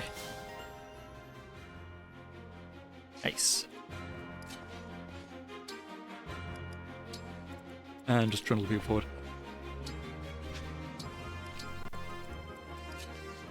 Yeah. And yeah, just for something to keep talking about while I continue doing the gameplay loop of just push forward. Okay, it looks like they should get drawn out if I put someone in their range, so I'm gonna do that. In the interest of keeping people alive, I will put Yunaka on the south one. Alfred on the top one. And then Aaliyah in the middle.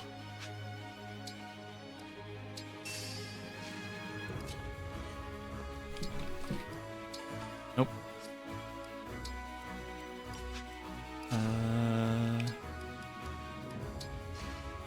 Saline there.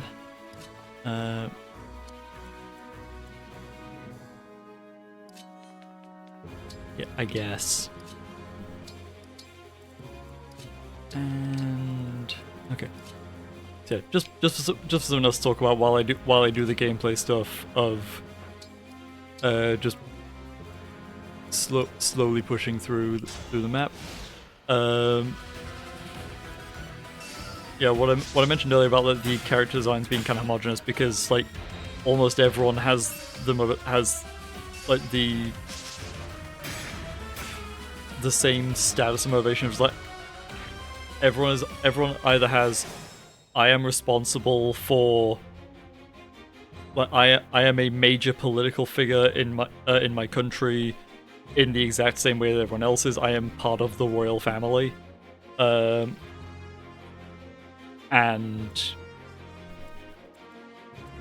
all the other characters being, like, yeah, I work for this guy.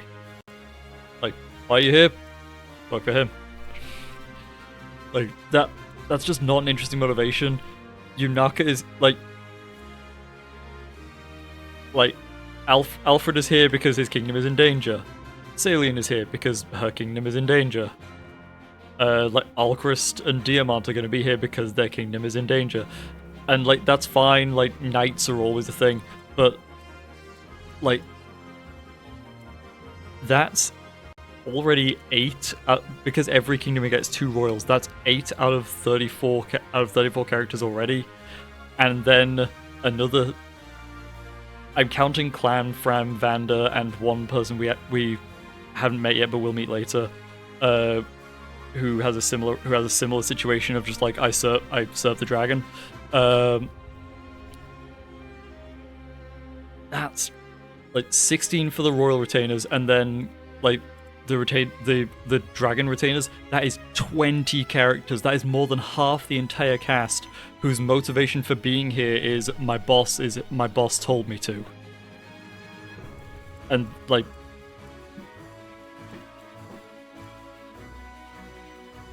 and like, that's fine, but it's, again, like, that being the same thing over and over again just kind of draws attention to the fact that most of these characters are not varied. They're not very distinct next to each other. Part of the reason Yunaka stands out is because she's here for entirely personal reasons. She's here because she's trying to become a better person, and because, like, Aaliyah and Alfred did her a solid. So now she wants to stick with them and help out because, like, she has a very personal reason to be here. Like, Louis and Chloe don't have any personal reason to be here. Their friend Celine has a reason to be here because the people she's responsible for are under threat. But Louis and Chloe are literally only here because Celine is here, and if she wasn't, they wouldn't be either. And that's fine as a motivation for that type of character.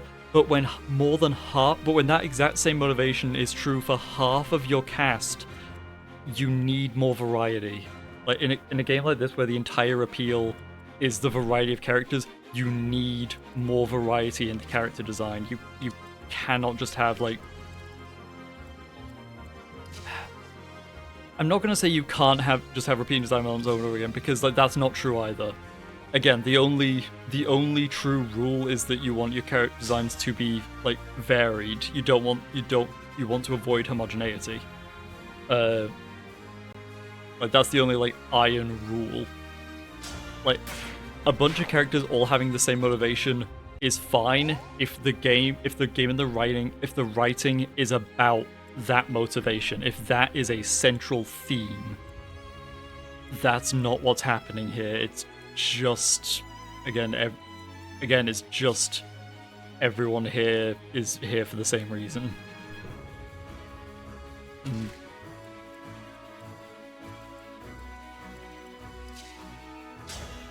Yeah.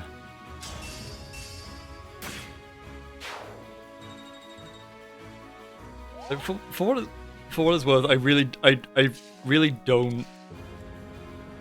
Like, I'm saying all this. It is a problem because it speaks to a lack of effort. It's a red flag, and, like, for anyone who thinks that for anyone who. Oh, okay. I'm gonna have to.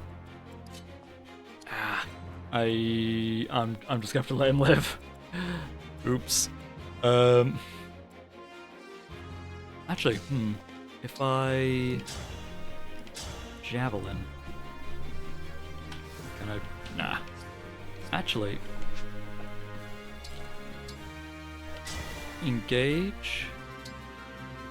Override. Yeah!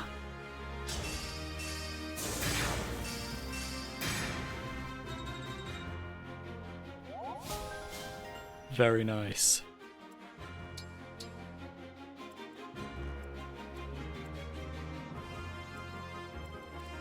So yeah, because from everything we've seen so far, like royalty and like what that means isn't like a central theme of the game. So many characters, like entire like core design being built around that, it just gives the whole thing kind of a low effort vibe. And like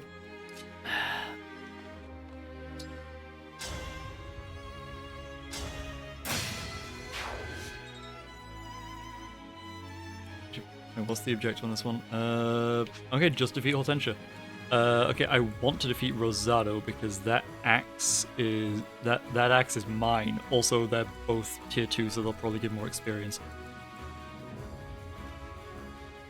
Yeah, like I don't want to accuse anyone on the design team of being lazy because game design is really hard.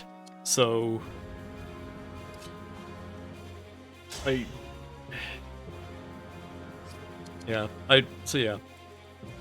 without good reason to do so, I don't want to start throwing shade on people who probably don't deserve it, who probably worked very hard and are probably very disappointed themselves that it didn't work out, or at the very least that it got a pretty bad reception, because Fire Emblem Engage is generally not well regarded.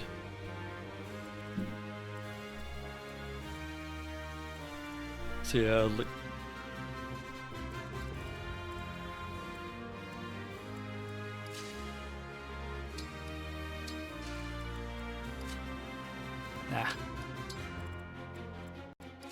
I'm just rambling at this. I'm pretty much just rambling at this point. Like,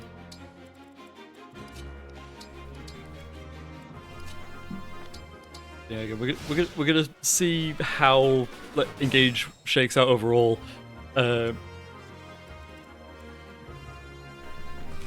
Honestly, early impression is that it's gonna be, at about the same level as Fates and Three Houses, in that it has some really good parts, some bits that are really cool, and that I wish they'd done more with, and then but overall it's gonna be kind of mediocre and just come out to a 5 or 6 out of 10, which I want to state for the record, coming from me, a 5 or 6 out of 10 is average. If we're rating on a 1 to 10 scale, the middle of that scale is 5 or 6. Okay.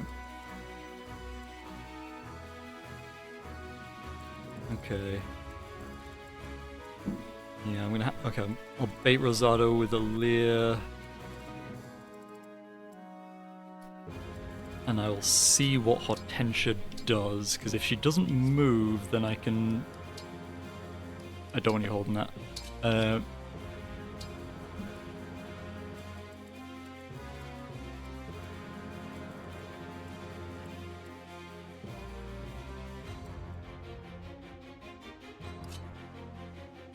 Actually, come to think of it, I'm saying all this, but have you not go forwards?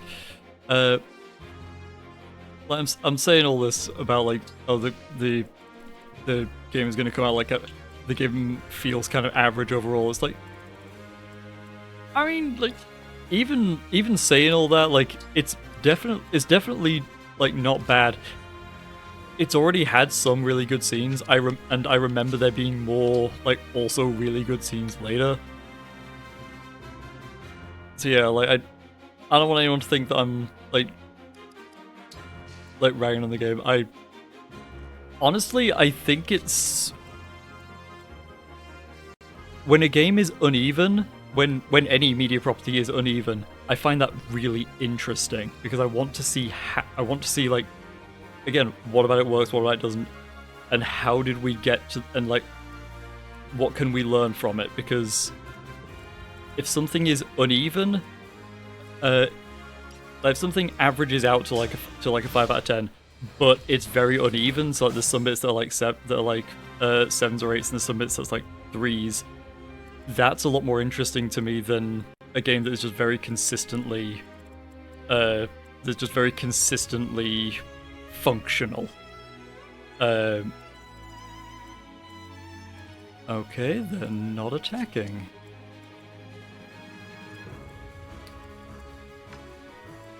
Okay. Okay.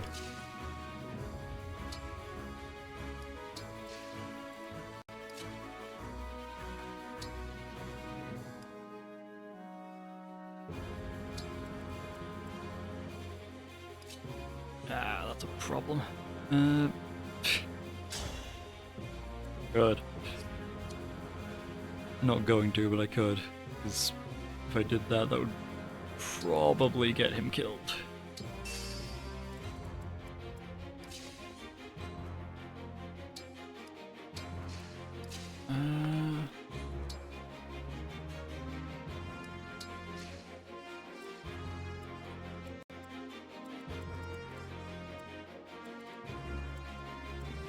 Yeah, a fair bit of this game so far.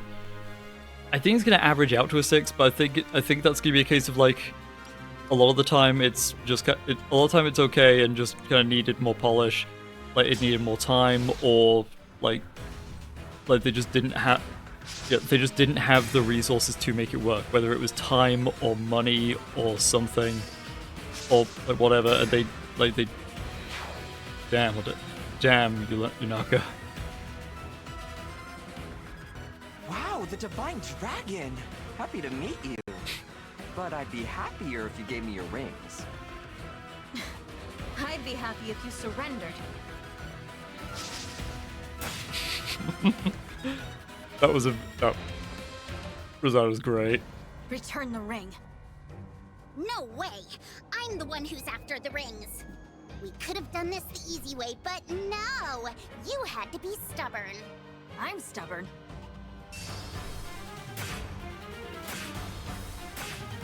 Jeez. Right, yes, they mentioned that earlier. Off one. Dual strike. Unit participates in chain attacks as if it were a backup unit. Used to make a sword attack against an adjacent foe. All allies within 2 spaces chain attack. So yeah, like if she had more support, if she had like 5 people here, like that would have been like that would have been 10 damage. Okay, how do I want to handle this? I want someone to take out Goldmary. Honestly, Alfred would be great for that, but he's out of position. He can break her at least. Okay.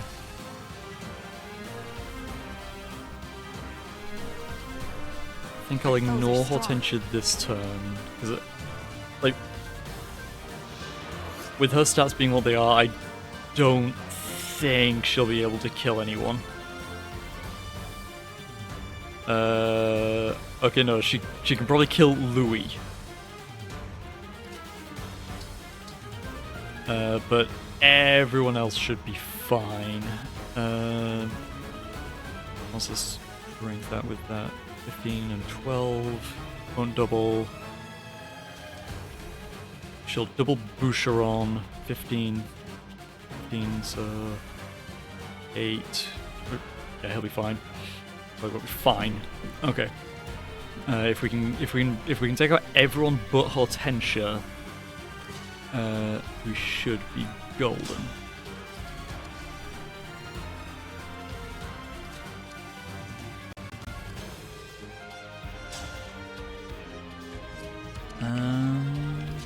So I want Yunaka to go first. I want Yunaka to I want Yunaka to be the one to take out Rosado. Oh, okay. I thought she'd kill him. It's your lucky day, cutie.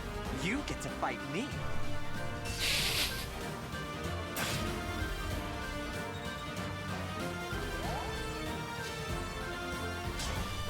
Okay, and now Yunaka. I'm sorry, Hortensia. I have to retreat.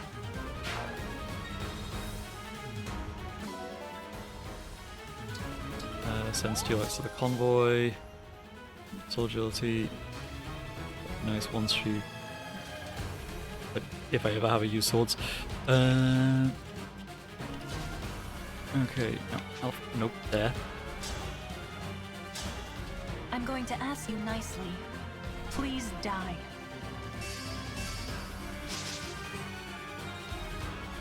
Alfred!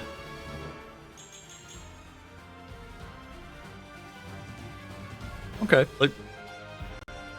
I would like speed on Alfred, but strength and both defenses is very solid.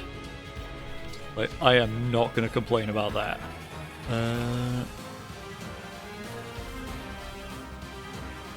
Ooh. This though. I can have Vanda take a shot. I can have Citrine take a shot.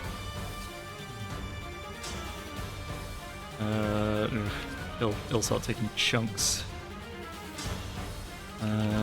17, 9. Okay, yeah, by the three of them working together, they should be able to do this. If all three hit. That's one. Nope. Ah, Christ. Okay. Okay, it shouldn't make a diff. I'll go for this one because... like,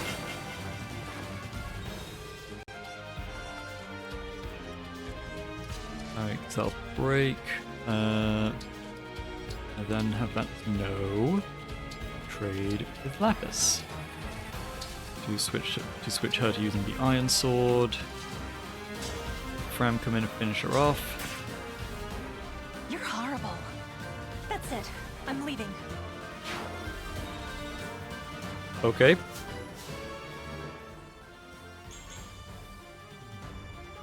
Ah. Oh, she had to get it done sometime. And hey, magic is always useful on her. Okay.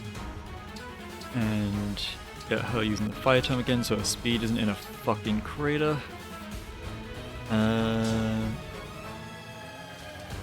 Malia finish off this one.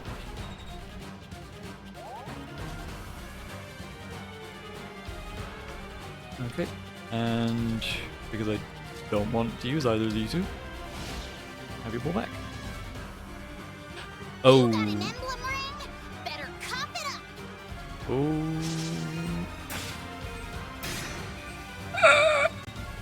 That could have ended horribly. The healing on this is ridiculous.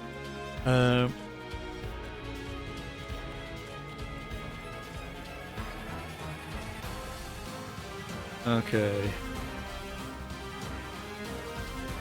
I'm gonna turn the animations back on just for like finishing this. Can I? Can't one-shot her. Steady. I was gonna say she's using the sword. So lance is that? Will that make any difference? Nope.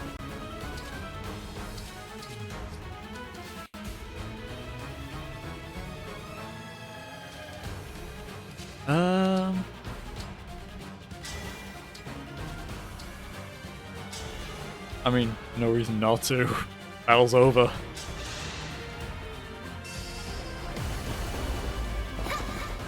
It's over. Like that?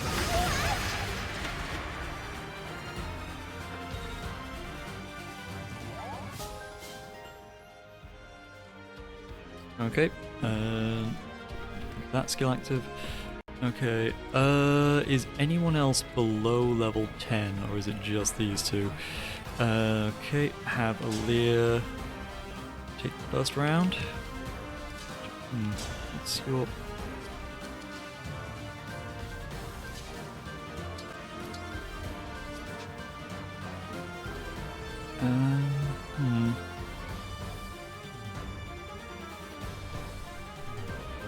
If I switch over to Ma. Lodestar Rush. 28, 33. Okay, wouldn't one-shot her, but I can absolutely have literally anyone else step in here, do a little bit of damage, and then take her out.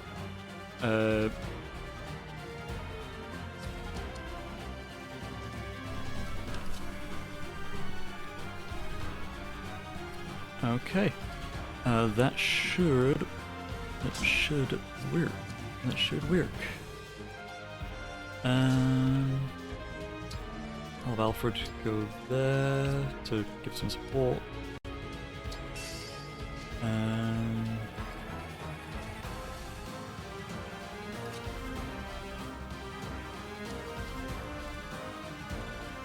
I don't know. Maybe Yunako and Boucheron have a support.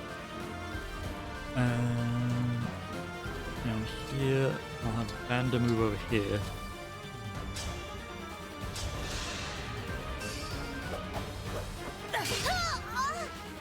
I'm guided by the emblems.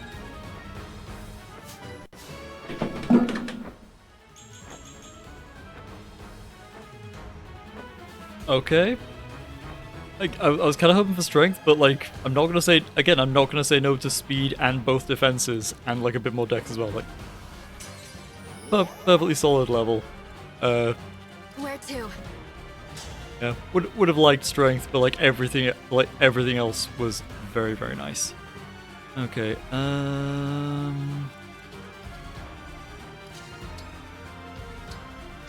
You engage with Micaiah, because why not?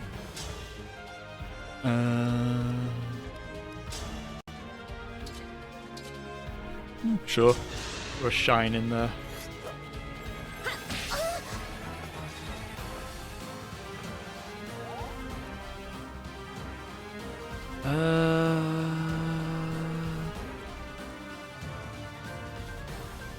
Okay, and yep, have Lapis run in. Do a little bit of damage.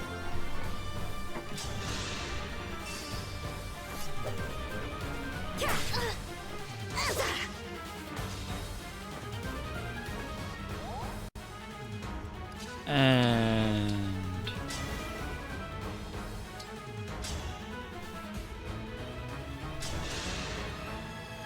Forgive me.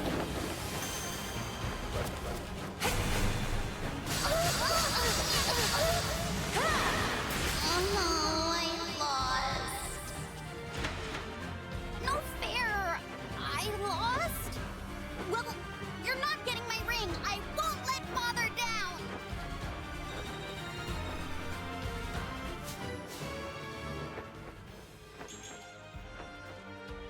Yunaka. You're not wrong, but girl, please get better levels. I'm gonna keep using you regardless, but please.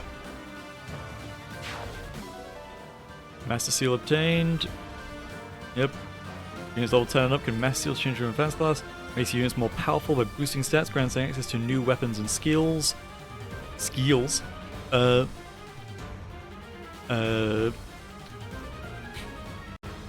You can use a second seal to change to a different type of class in the same tier. Yep. You can change classes in the inventory menu. Okay. Alright, now, I really need to use the bathroom, so I'm going to be back in just a few minutes.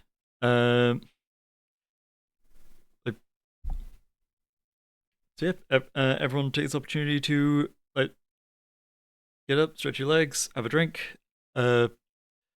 Right, see you in a minute.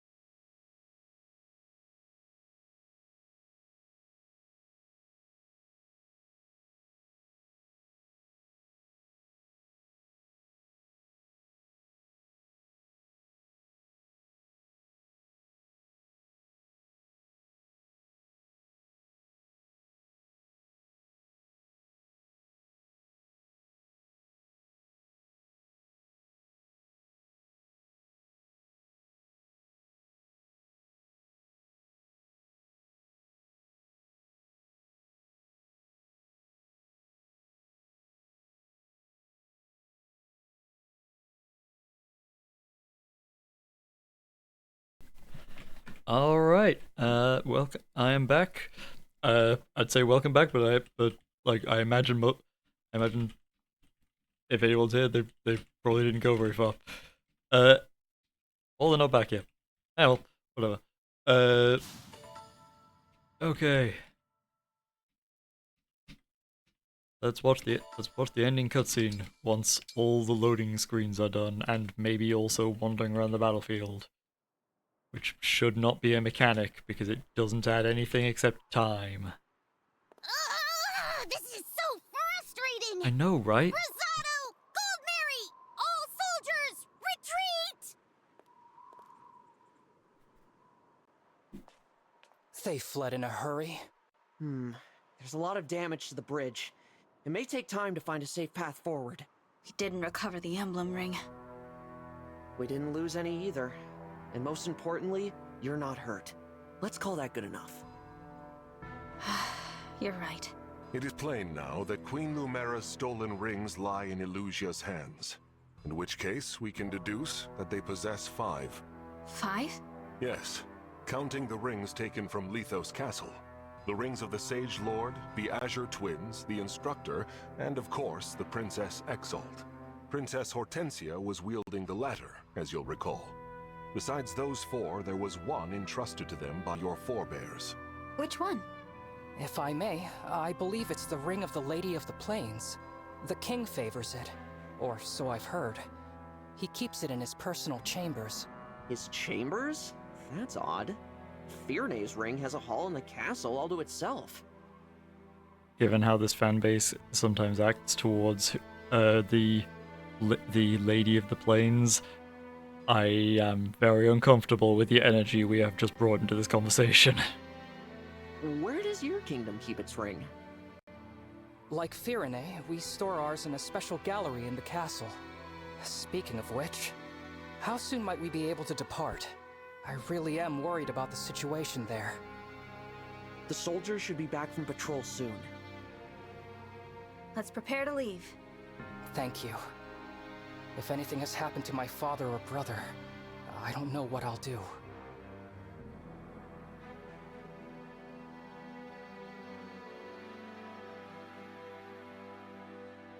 Oh yeah, so a random detail that I think I raised but then never finished talking about. Hortensia's been put in charge of a major military operation. She is 14. I'm not saying that she wouldn't be in charge as really, okay.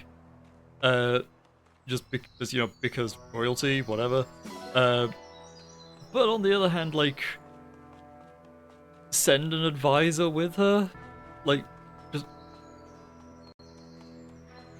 have her be accompanied by one military veteran, someone with some experience.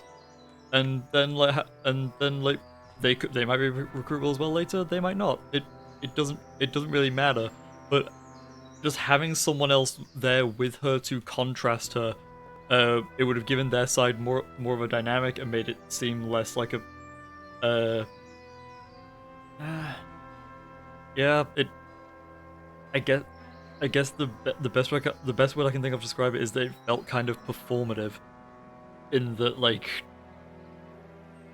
everything there seemed built around just showing off Hortensia and Hortensia, I guess.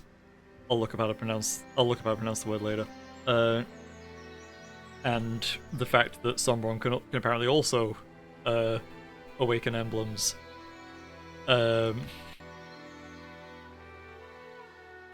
that's not necessarily a bad thing, but they either need.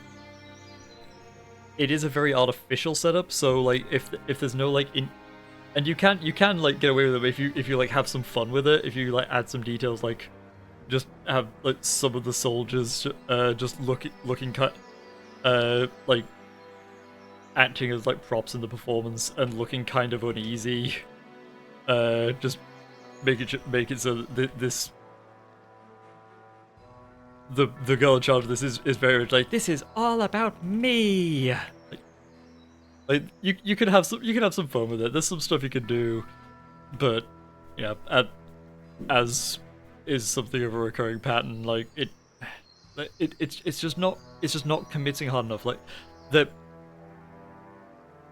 it feels like the game doesn't really get. It feels like aspects of the game's development didn't really get enough time. Like they had enough time to make one to like make a draft, and then like rather than refine the core ideas in within it or iterating on them, it's just like, okay, cool, that's a skeleton, let's just go. Write the dialogue for the particulars of the scene. Okay, first draft done, cool, that's all we got time for, let's go. Yeah, like if they're taking the time to like iterate on the ideas and had people involved, and the people involved were just like, okay, what if we like did this as well, or instead, or as well, and just like added little details, yeah, there's good ideas here. They just need a little more refinement. Right. So sorry for being rude earlier, Divine One. I hope you'll support Prince Ocrist and me. My voice just absolutely collapsed there. I'm glad we forced the Elusian army to retreat. I fear for the castle. It's like a home to me. I can't stand here and do nothing. I need to know Father and Diamant are safe. But I'm gonna skip the Somnial. It's just busy work. I'm gonna do one more chapter today, and like that's kind of how I'm gonna roll going forwards. Oh. Take that! Almost done. That felt excessive.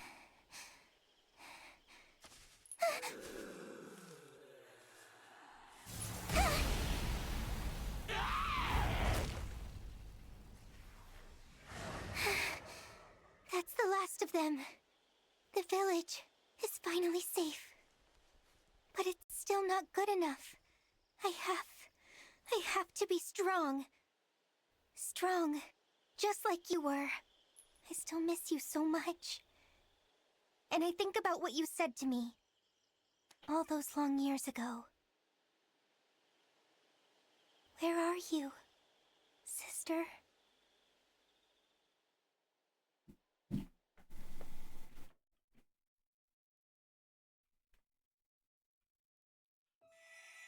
Okay, so the animation of her like fighting the whatever. The animation of her like fighting the corrupted was like not great, and again the camera work also wasn't great. The writing there was perfectly solid, perfectly serviceable. Like, and like the musing to herself, very nice. The delivery, very good. Like, once again, like solid scene. Like, animation fell short, but other than that, I don't have any complaints.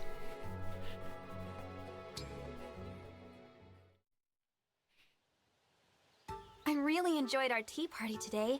Thanks for inviting me, Saline.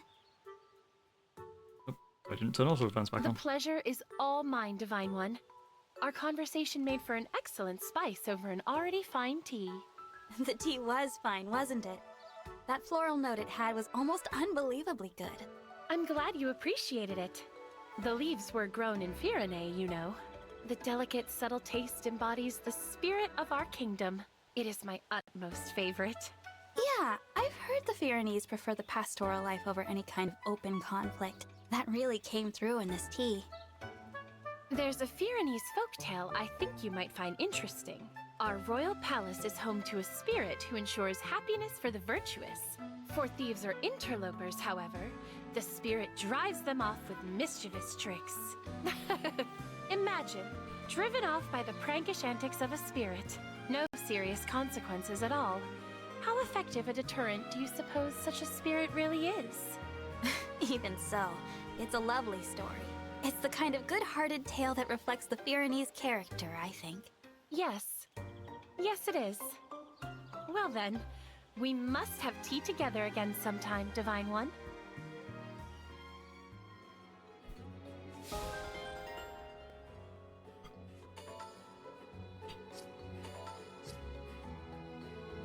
Bloodsport was mostly fine.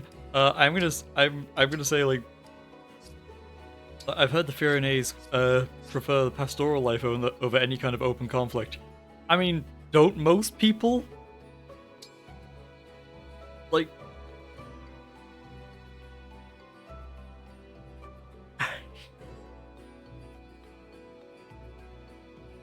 like most people don't enjoy conflict. Like, they don't enjoy dangerous situations where, like, they could be in serious danger. Like, most people just want to be happy and for their loved ones to be safe. That is all most people want. Like,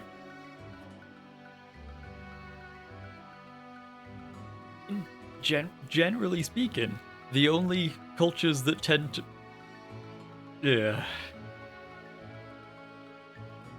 like any culture that, like, has any, like,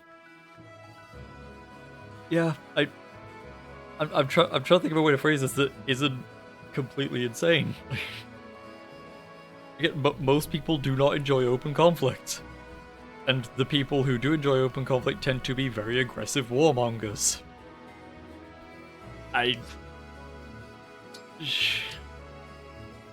It's just a very strange thing to... Nope, not what I wanted. Oh god.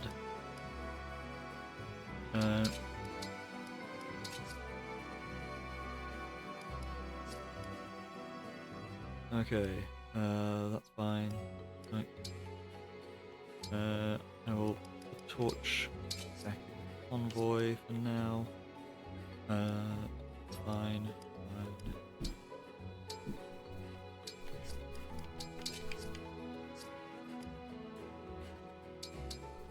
Jeez. Mend. Oh, wait. Are there any daggers? Are there any other daggers? Oh, we have no other daggers. Okay.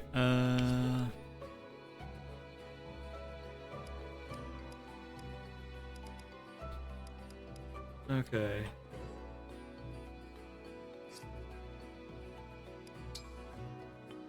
Oh, I can access the marketplace from here. Cool. Don't even need to go to the Somnial to buy anything. Nope, that's... Was really hoping that that I would have gotten access to some seals in the shop. Just give me 1 second, I'm just going to check when those become available.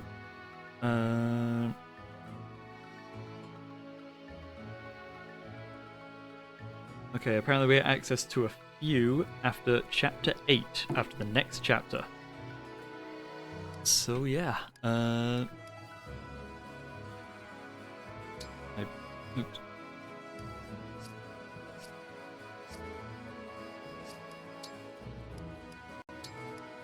Completely forgot that she was still carrying that massive axe.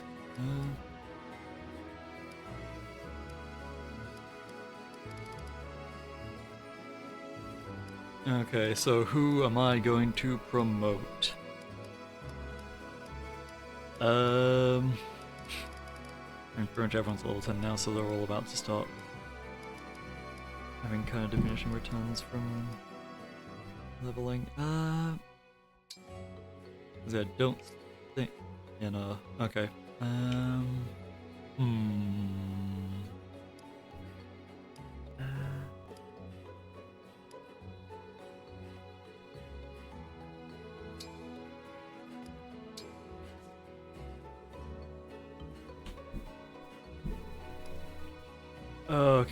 Okay, yeah, this...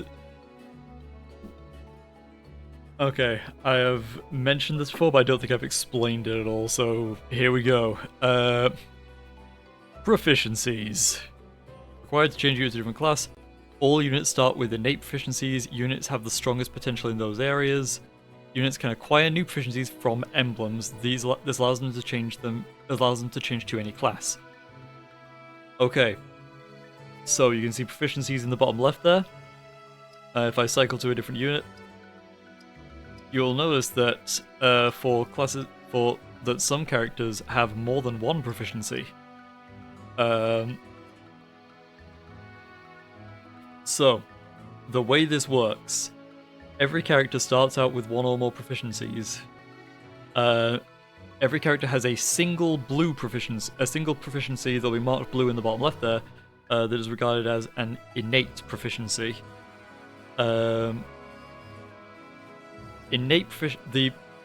Basically the only difference between a normal proficiency and an innate proficiency is that the innate proficiency like adds a weapon rank. So like if she switched over to hero, she would have an A rank in swords and a C rank in either axes or lances. But if she had an innate proficiency in axes or lances, then those would be rank B instead.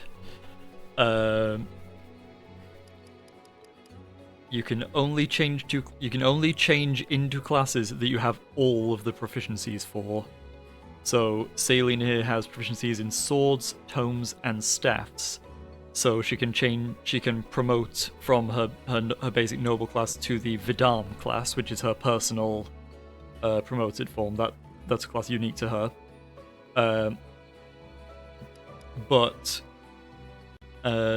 Yeah, and she can promote to like sword fighter as well because she has proficiencies in swords. You cannot change class and promote in a single step.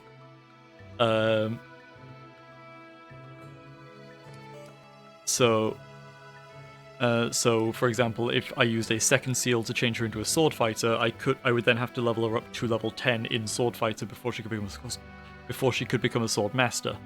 However, if I promoted her to a Vidam first, then I could immediately second seal her into sword master.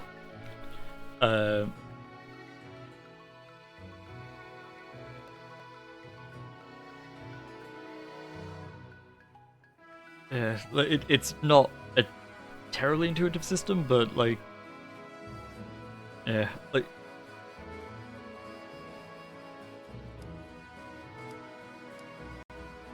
Yeah, as the tooltip said earlier, you can get new, like, you can see hero here has required proficiencies in swords and either axes or lances. Saline does not have proficiency in axes or lances, so she actually cannot become a hero under any circumstances.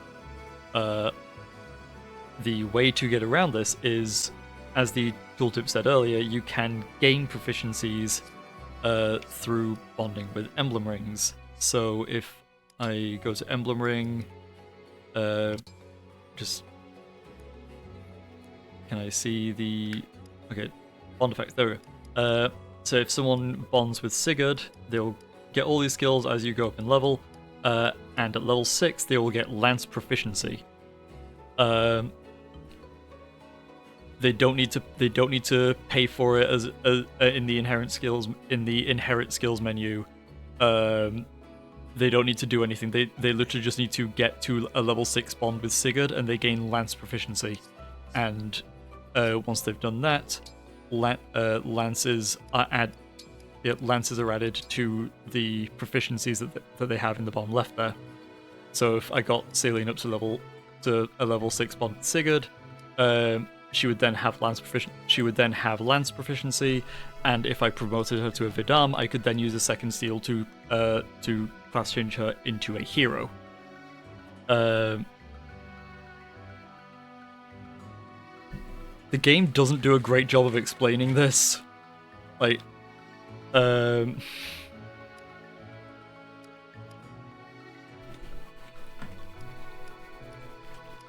yeah, I do at least appreciate that you can see all the class options like right here, including several of them that can like come from several different base classes.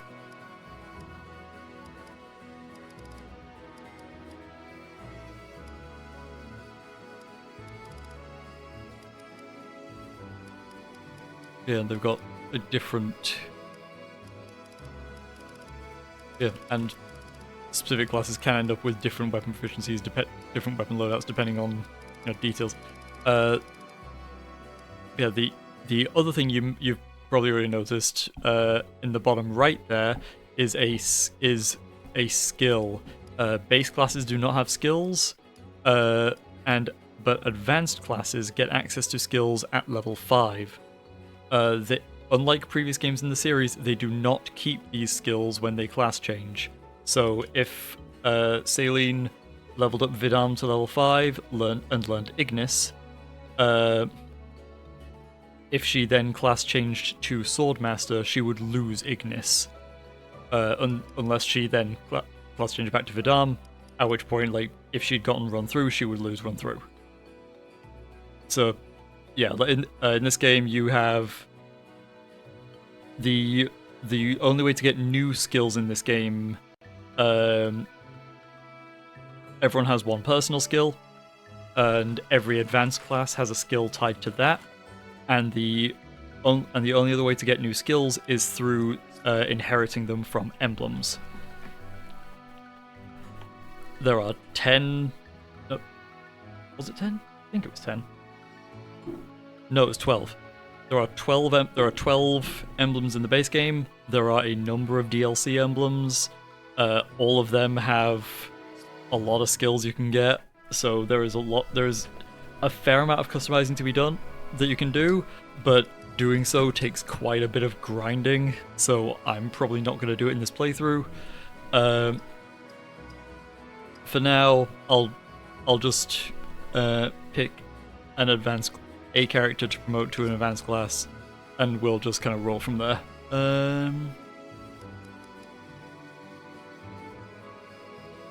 Honestly, I want to pick Saline because, generalist. But I will be practical. I will behave. Out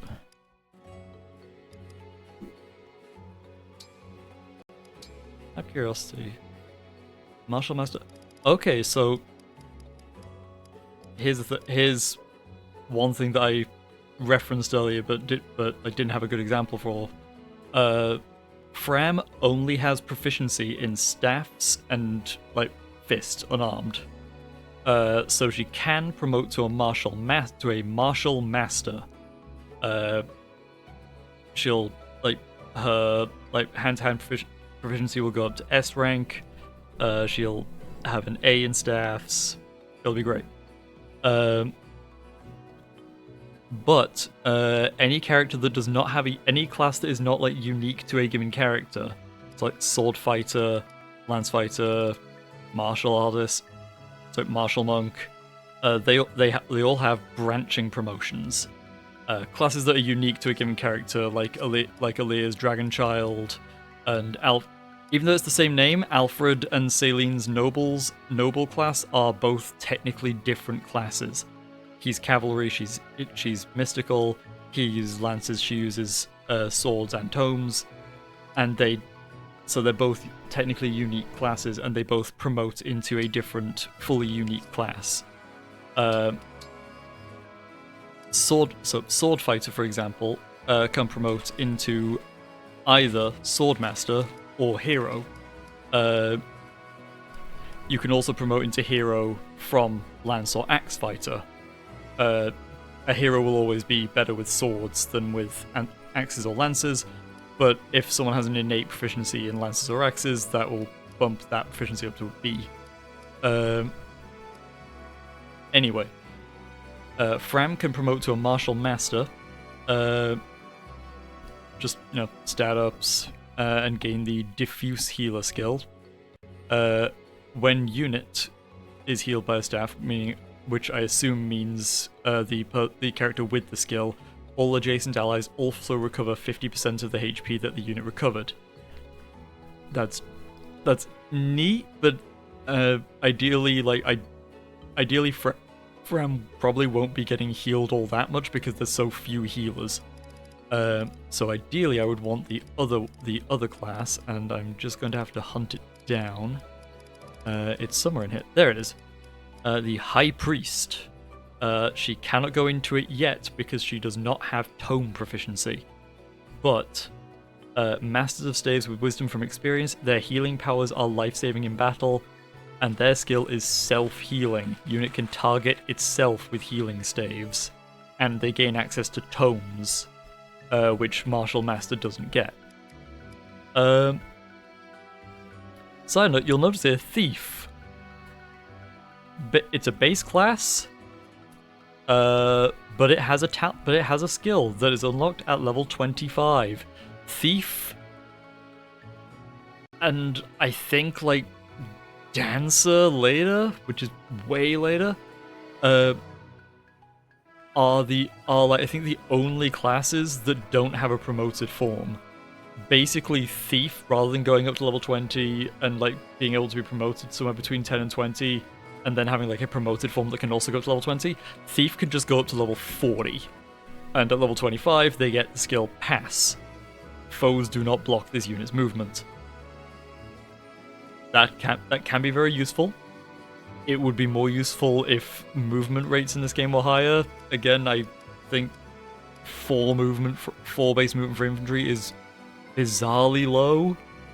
I was brought on with the Tellius games, Path of Rains and Radiant Dawn, where the base movement was 6, and infantry when they promoted would stay at 6. If I remember correctly, I may very well be wrong about that, but I'm pretty sure they stayed at 6. But Thieves started at move 7. So, and yeah, Cavalry started at move 8. So like they could book. So yeah, like the low movement rates are always going to be weird in this game. Oh yeah, I don't really want to promote her until I can get access to tome proficiency, which she gets at level 6, on level 6 through Celica. Oh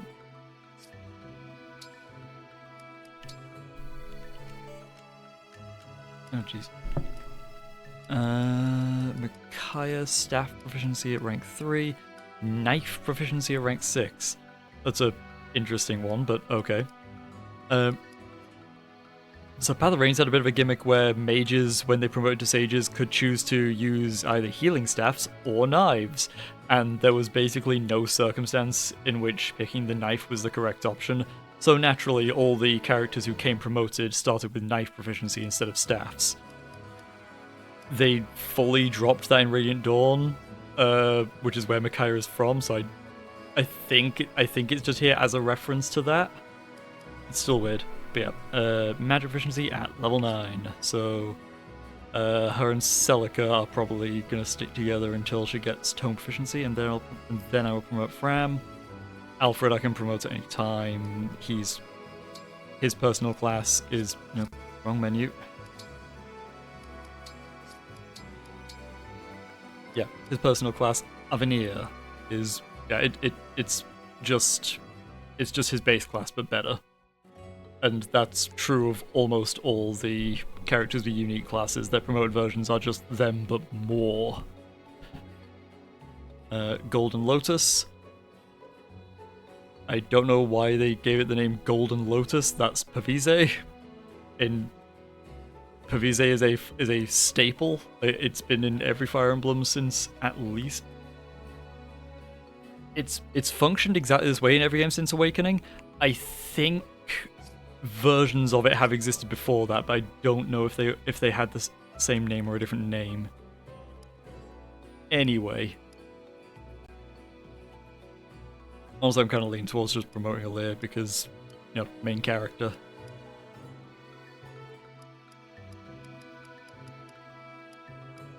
Yeah, I'll promote Alir for now. Yeah.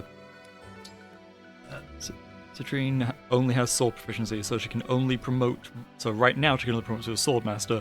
But if we gave her lance or axe proficiency, she could be my hero. And honestly, she would probably do better as a hero because, again, her strength growth is really bad.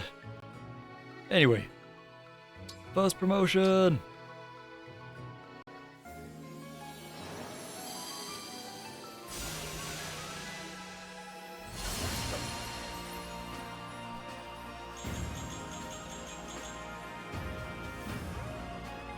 +3 build, damn.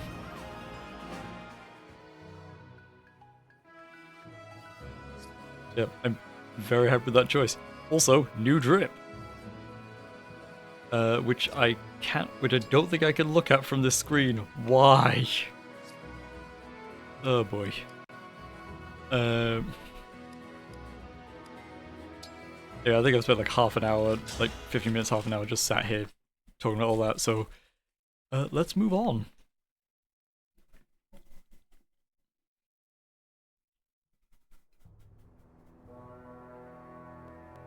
We're here. Brodia Castle. I don't see any Elusian soldiers. Thank goodness. The attack hasn't begun. Wait, there's someone in front of the gate. He doesn't look like a guard. Yep, I couldn't show it off a second ago, but you may notice Aaliyah now has a new outfit. She has a nice little tiara thing. Like her shoulders are a little more poofy. More details around the waist. I'll show off properly once we get into battle. Is it an enemy soldier? No, that's Diamant. He must have come out to greet us.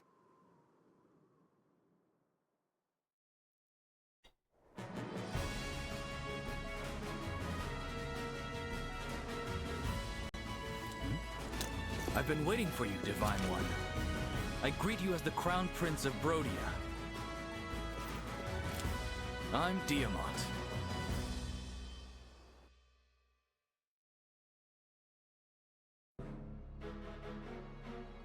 I've heard so much about you. I'm honored to finally meet the legend in person. Okay, so like the scene was fine. Like, whatever. It felt very weird to have it just sandwiched between like the much more standard reverse shot scenes. Like, say what you will about Fates and how it used its pre-rendered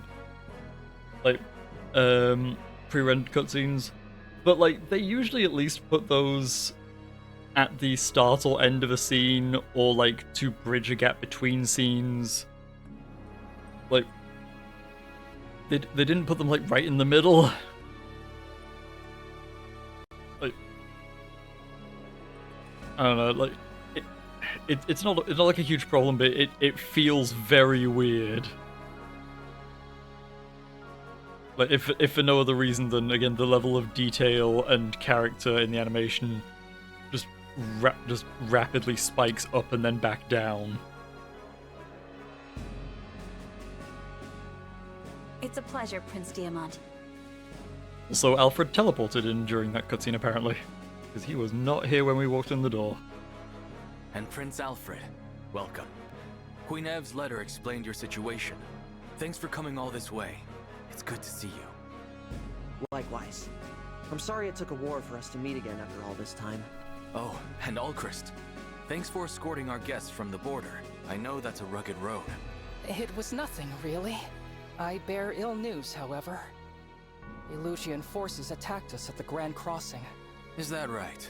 A battalion led by Princess Hortensia. We fought her off, but she said something troubling. The Crown Princess intends to assault Brodia Castle. If they're after our emblem ring, we may be on course for a dangerous confrontation. We'll have to prepare our defenses. Thanks for the warning, Alchrist. Come. Father will want to hear about this.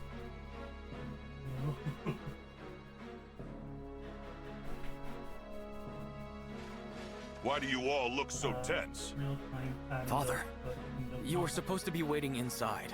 Yes, I know. And I was. But then I had this feeling my boy Alchrist might be home. Seems my fatherly intuition was right, as usual. Welcome back, son. Thank you, Father. I wish you'd stop finding excuses to leave the castle. It's not safe out here.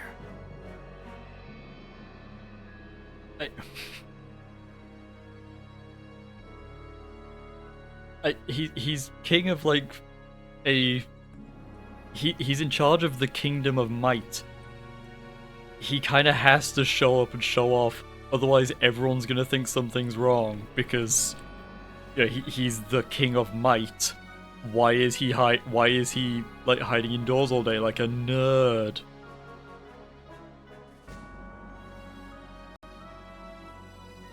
Yeah. Please, Diamant, not another lecture. Where's the harm in welcoming my dear boy back from his journey? Anyway, we'd best not argue in front of our guests.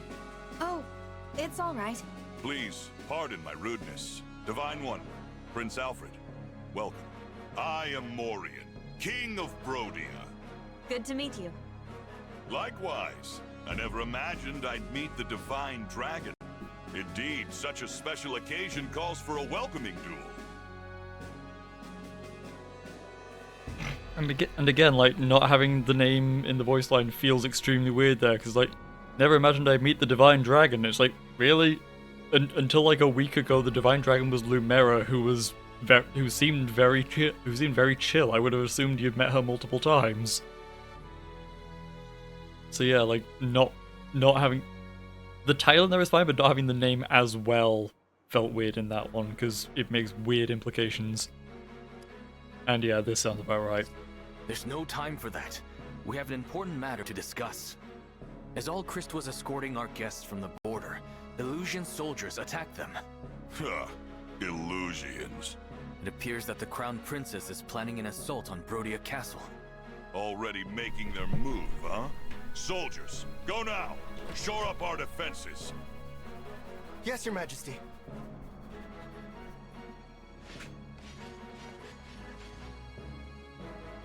Well done getting that information, Allchrist. Please, I don't deserve such kind words. Humble as ever, son.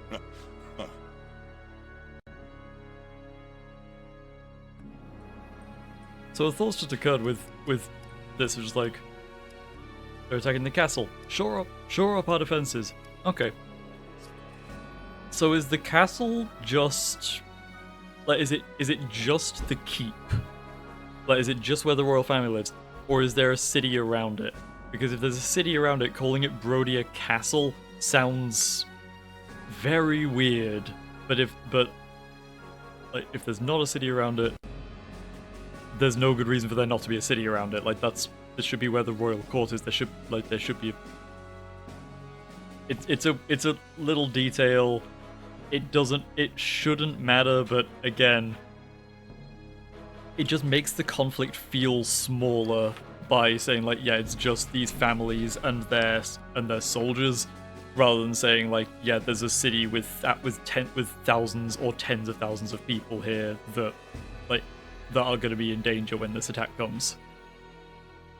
King Morian, excuse me, but I need your kingdom's aid. You want our emblem ring, right? I knew you'd ask. That's why I brought it. Here, the ring of the young lion. Hey, Diamant, think fast.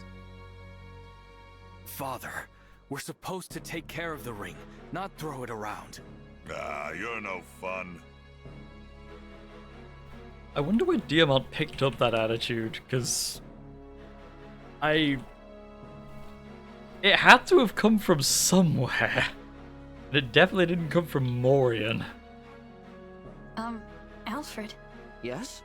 King Morian seems so nice. This is the man who's always invading Elusia? I thought he'd be more intimidating. You're seeing Morian friend and family man. He's known to be a big-hearted guy.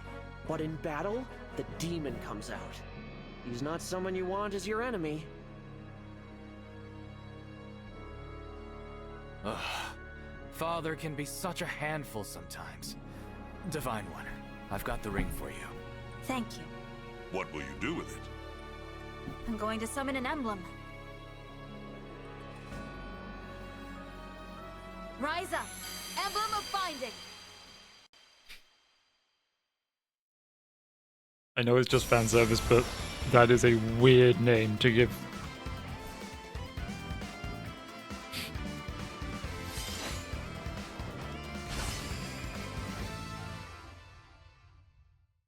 I know it's fan service because he's from Binding Blade, but like that is still a very weird name Roy. to You're give summoning me. a That ring can that's only summoning mean the war has ghost begun. of like a 15-year-old kid. I am very once again I am very uncomfortable with the energy we have brought into the room today. There was a person in there? How about that? All along, this emblem dwelt in our family's ring. And now you have released him. It seems divine is no exaggeration, huh? Urgent news, Your Majesty. An Elusian Wyvern Rider is approaching. It's dodging all our archers' attacks. What? She's here. Divine One, may I call upon Roy's help to defend the castle? Of course.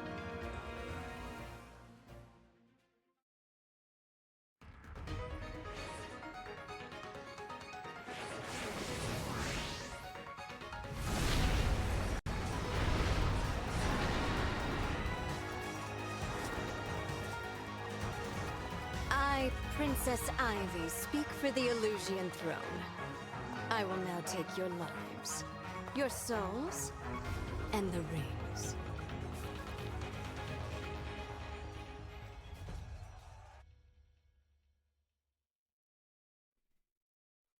I'm sure the internet is going to be very normal about I you. underestimated how far you could get into Brodian territory, Princess Ivy. My soldiers are on the way. Now, I will give you a chance to surrender before they arrive. Oh, I'm itching for that fight. Father, go back to the castle. What? Why? During the cutscene, you just said, "I will take your lives, your souls, and the rings," and then like, it's like, "I'll take your lives, your souls, and the rings." But first, like, you can surrender. Like, I'm willing to accept surrender. Like, pick a vibe. If something happened to you, our country would be devastated. Please, leave this to us. Right. Why should the king get a say in the matter? I'll do as you ask. But, Diamant, Alchrist, don't you dare get killed. We won't. Well, we'll try not to.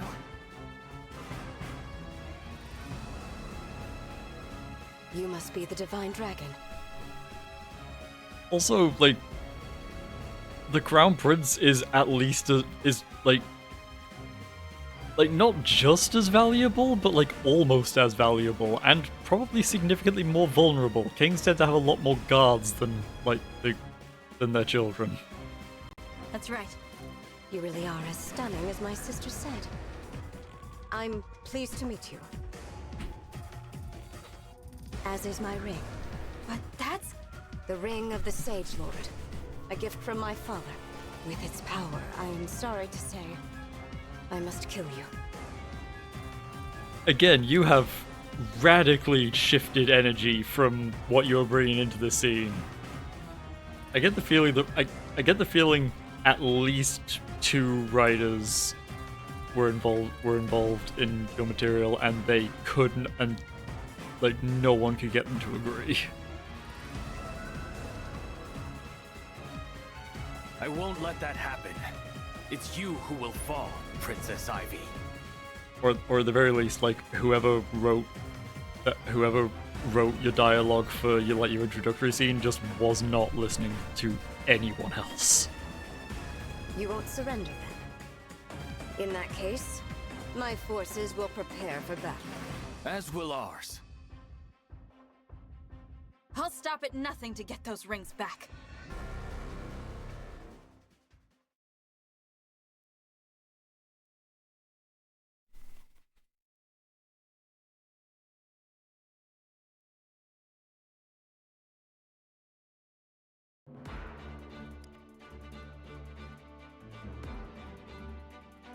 So defeat Ivy, and I lose if Aaliyah goes down, or if they get into here. Okay. There's no enemy, he's got barricade, the ballista.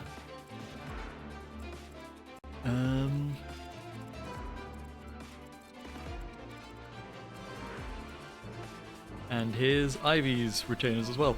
So we have Ivy, the mysterious, melancholy crown princess of Elusia. She never relaxes her icy roller decorum. Okay, so yeah, everything about her in the cutscene was just completely wrong, man.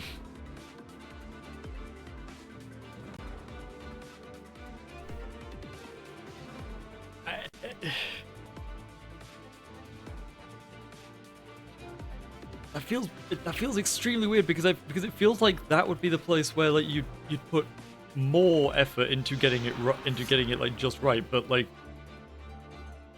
apparently that's just not what she's about at all. Okay. Again, it's a shame, but like, eh. If you initiate combat, inflict avoid -10. Okay, so more accurate when attacking. It feels a little weird that it doesn't raise his hit but lowers their avoid.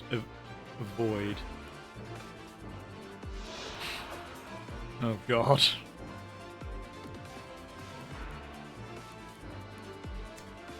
An enigmatic man who's always absorbed in intrigues of his own making. If foe initiates combat, inflicts hit -10 on that foe during combat. Okay, so he is better at avoiding incoming attacks, and because he's a thief and has daggers, he should always be able to attack from safety. That's neat. A handsome young man from outside Elusia who speaks freely and without inhibition. You must be a weird pair. And there's Ivy, and God, the shoulders on that design. During combat with a foe who's also...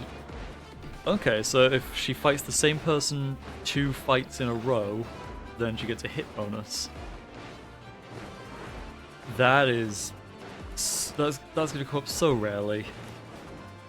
Arm shield plus when unit is taken. I guess if like she baits someone out into attacking her, she counters, and then like on like her turn she attacks them. Yeah. Other than that, I don't see it being very useful. Arm shield plus. When unit has weapon advantage, unit takes 5 less damage. Alright, I'm guessing that's a thing from... was it the Sage Lord? Who also gives her build, dex, and defense. Okay. Advantage plus, unit is 50 HP or less, and foe initiates combat, unit can counter before foe's first attack. Okay, so its advantage would be threshold. The phrasing on that is weird. It means strike first if the opponent initiates combat. I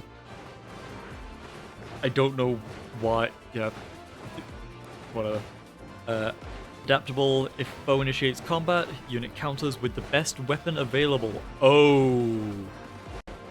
Oh no.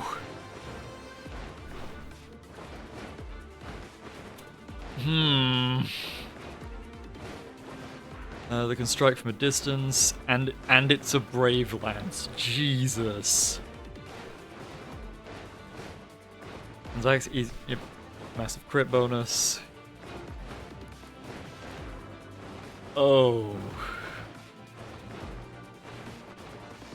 Adaptable's probably not going to be a huge deal, like for like players, but I can see it being pretty useful actually. That's a pretty neat ability. Also, like, Jesus Christ, I've only just now like looked closely and it's like I think it's like on the back of her gloves or like on bracelets. She's just got massive spikes coming on the back of her wrist.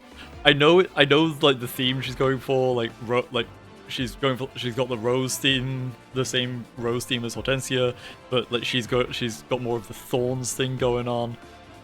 I get what they're going for.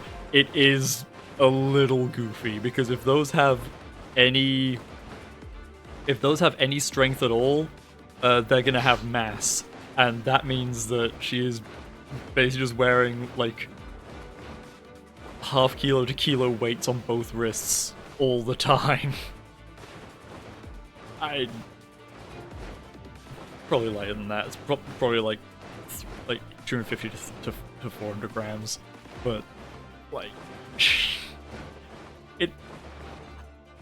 Actually, no. I think it's just her wrists.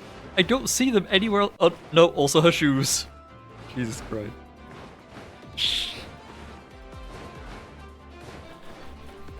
Oh, you were found, edgy Lucario. Oh God!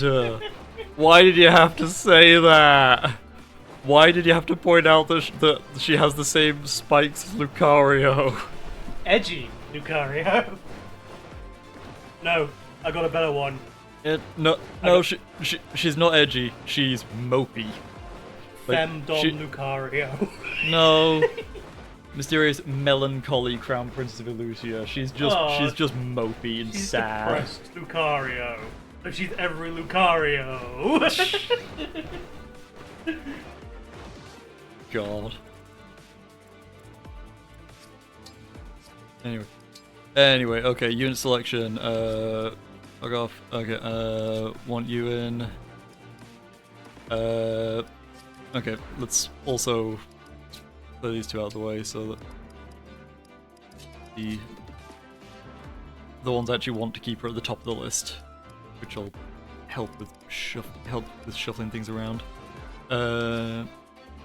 So we should also start getting second seals soon. So like, if I was doing grinding and shit, like I could, like, that's the moment where I could like give Clan, like have him switch classes, because he's one of the very few characters who starts with a proficiency that isn't tied to the class he arrives in. He starts with sword proficiency. Free window. And secret book. So yeah, Clan starts with sword proficiency, so if you can get a second seal, you can switch him over to like sword fighter, the Myrmidon, the speed and dex character. You can change him to an armor knight. You can change him to an armor knight that just happens to use swords. Like cavalry. Like you can put him into like any like pure sword class, and like again because of his strength growth is more, because his base strength growth is 35 and his base magic growth is fucking 10. He'll do better in those classes.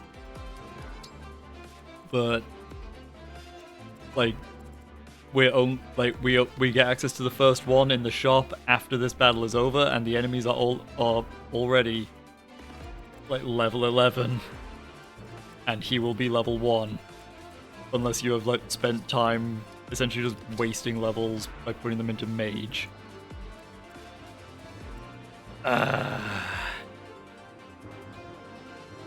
Okay, Unaka and Math on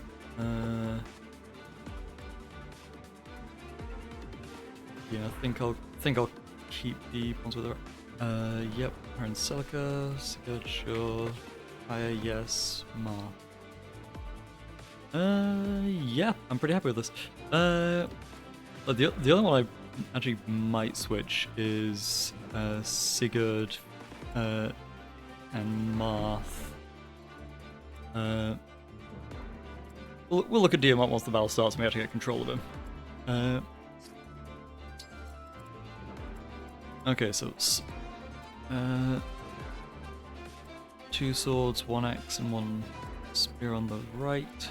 2 axes, 2 lances on the left. Okay, so I really don't want to send spears down this way. I want to send all my spears down the other way.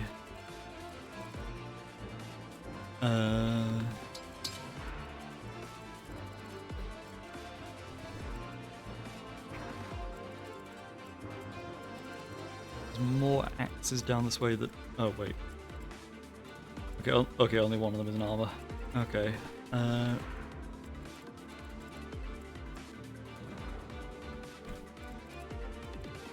Okay. I mean, yes, there's also Kakatsu down... Kagets down here. Not sure how to pronounce that, actually. But yeah, Yeah, there's also him down there who would benefit from like me sending down someone with a spear. Oh, that's a thought. Manage items, because she can now equip fists. Can I not access the shop from it? Oh, okay. Good. So yeah, let's buy. Why not? Let's nope. Let's buy an iron body scroll.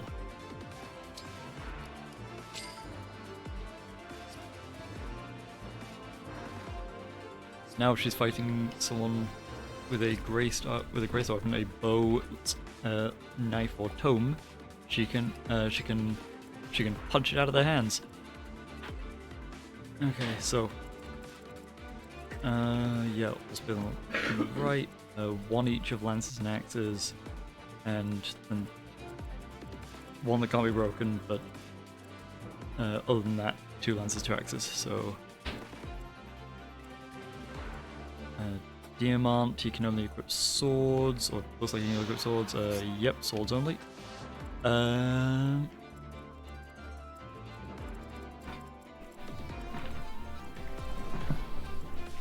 Okay, I'll send Diamant down the left.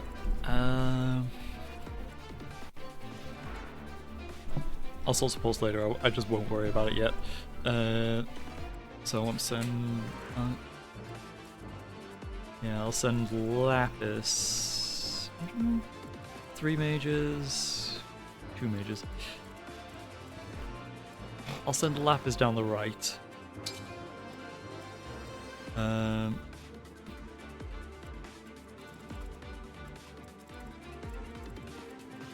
send Saline on the left, which means Fram down the right. Oof. I got 1 axe. I'll drop Chloe and put Boucheron in. More axes on the field. Yeah, the more lances on the left, so I'll send Vanda down the left, Boucheron down the right. Because... yeah. Yep. Okay. Vanda on the left, Boucheron on the right. Yunaka. I'm basically sending these 3 down the left and these 3 down the right.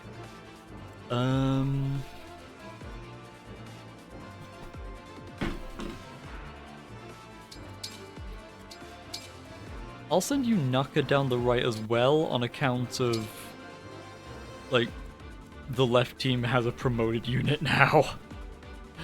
Right, yes. Let's look at that new outfit. Like, yeah, like it's nice. Like shoulders are a little more poofy. Like the waist and skirt have some more detail, some more gold.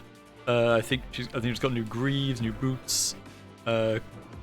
Capes. The cape is more styling. Like, yeah, no, like especially like with the Liberation sword, like that's very solid design. Okay, and now save.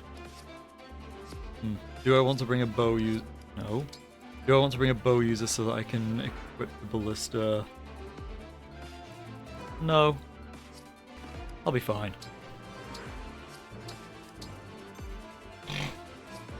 Save. Yeah, gonna do this chapter, do the conversations afterwards, and then we're gonna wrap up. Finally, Horsey, you stopped! Where were you taking me? Huh?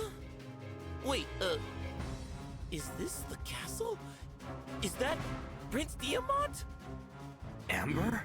What are Elusian soldiers doing here? They've attacked us. Say, Amber, weren't you out fighting beasts?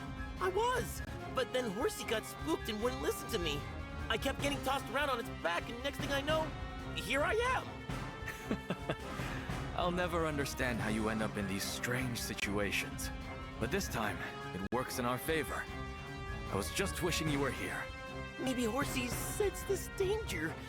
Oh, that's so clever of you! Ready to defend the castle together? I was born ready.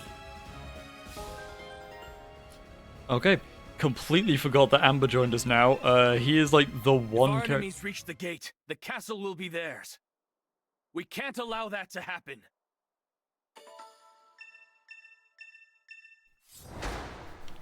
Okay. Yep, just fully forgot Amber joined us here. I think he's the one character that I just fully didn't use in my first playthrough. Probably not going to change this time. Has a boundless enthusiasm for legends and adventure. Cool, sounds like he's just going to rush up whatever you put in front of him. Aspiring hero, okay, they're probably going to play that. I'm saying all this, I don't know, I haven't read any of his support conversations, and I'm probably not going to. At least not yet, like not for a bit. If no other units are within one space of unit or foe, grants hit plus 20 at the cost of avoid minus 10 during combat. Okay, avoid is more valuable than accuracy, so that would not a huge fan of that trade, but okay.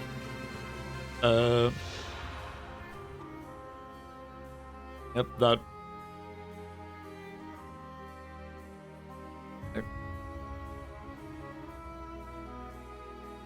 I don't hate this design. Like, this design definitely does have like flair and could be really cool, but it absolutely does not fit his personality as it has been presented thus far. Also, I just triple checked to make sure I was remembering right. His growths are not great. 30% speed, like this is before class bonuses, so like it's gonna be a little different. But 30% speed, so that's probably go up to like 40 and be like kind of middling but okay. Strength 45, so he's gonna hit like a truck. 5 res. That 3 like unless he's in a class that like boosts his res significantly, that 3 res is not gonna get higher. Oh no. Yeah, as I said before, I didn't use my first playthrough. I'm not new this time. Like, if for no other reason than he's Lance Cavalry, so he's directly competing with Alfred, who is like a plot central character and has a unique class line. So like, sorry Amber, you were just kind of set up to fail. Anyway, Diamant and Roy. Yep, that should, like... I was about to say, that sure is a worry design, but like, I don't know why he's like leaning back. That's... I think I might have mentioned before, I do study like historical European martial arts. I do like study swordsmanship as a hobby. Having your weight shifted back like that is horrible form. Like, it's fine if his like weight was like on his back leg, so he was like ready to like spring in a different direction. That'd be fine for a more mobile and evasive style. But like his weight is just kind of leaning back on his heels rather than on the front of his feet. So like he's gonna be slightly slow to get off the mark. And if anyone hits him before he can push his weight forward, he's gonna fall over. Like, also like.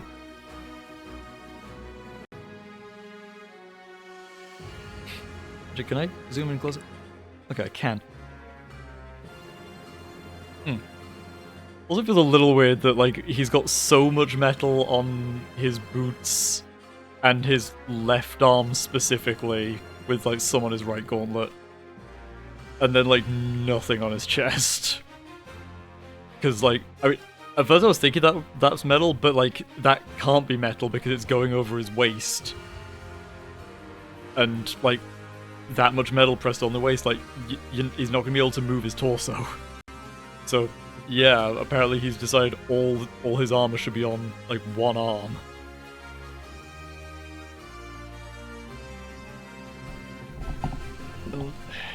There are advantages to having like heavier armor on, like, especially on your left arm if you're right-handed, or your right arm if you're left-handed, because then you can use that arm basically as a shield or like as a close range weapon more effectively and more safely.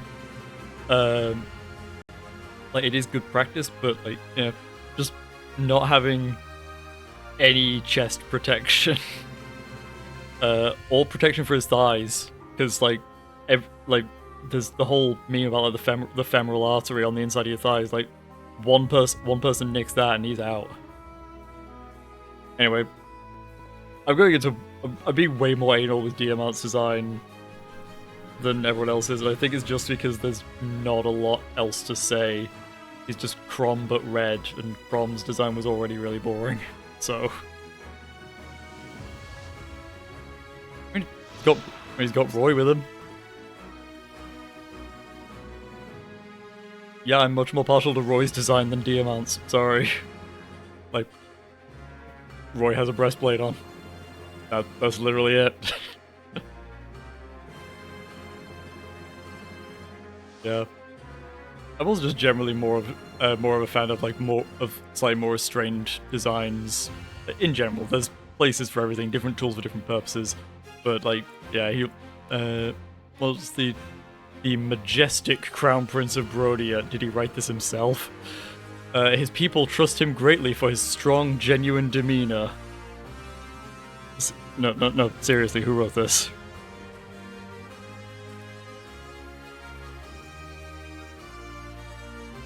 Diamant is like not a character who I find particularly like compelling, but like statistically he's a bit of a beast, so I'm gonna use him. If unit initiates combat, grants hit plus 15 to unit and foe if foe is able to counterattack.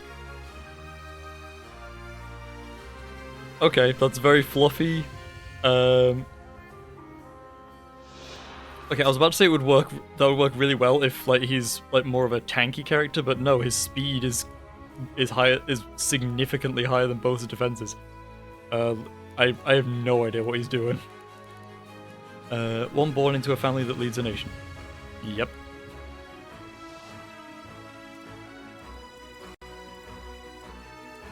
Also, what's our class? A knight who has a rapport with beasts, rides a wyvern into battle, uses magic and staves. Okay. I got this. Enough dithering. Let's get on with it. Okay,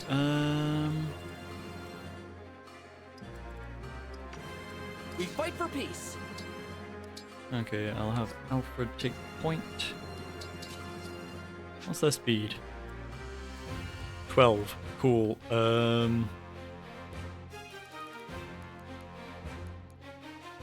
That's 5. Fantastic.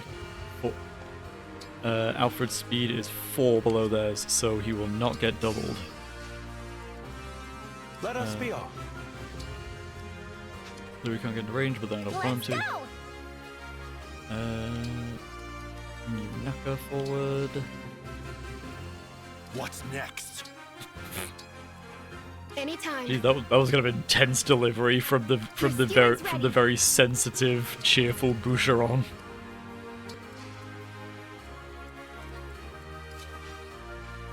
I've sent Elliot the wrong way. I spent all that time I spent all that time planning, and like as soon as I had to make a decision, it's like, go forward, brr. Oops. Oh, okay.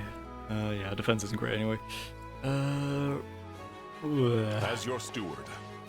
I guess Vander.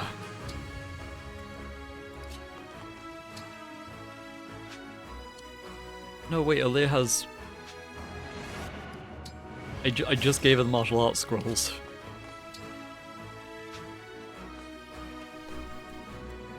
God, I keep thinking they can... I keep thinking everyone can move further than they actually can. I am, like, the longer this goes on, the more certain I become that I'm just never gonna learn that. Together we will defend the castle. Riveting.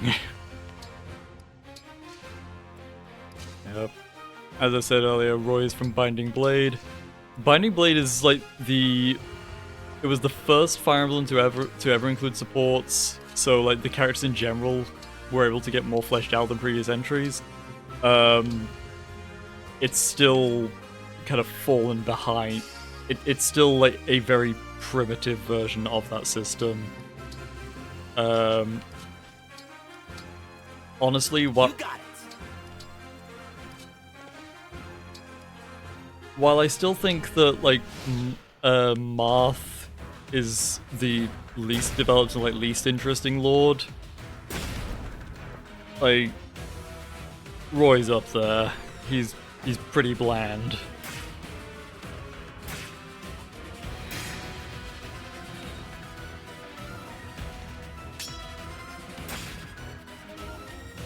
Okay, apparently wouldn't have mattered if you told us. Jesus. We will not relent until the castle is ours.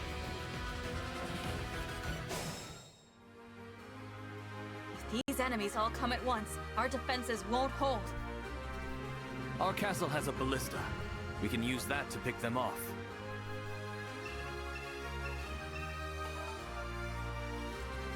And the guy. Okay. Can I see the guide from here? Nope. Of course I can't.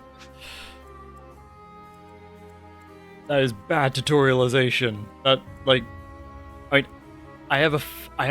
think I know how that works because like, assuming it works the same way as in previous entries, I know how it works, but like,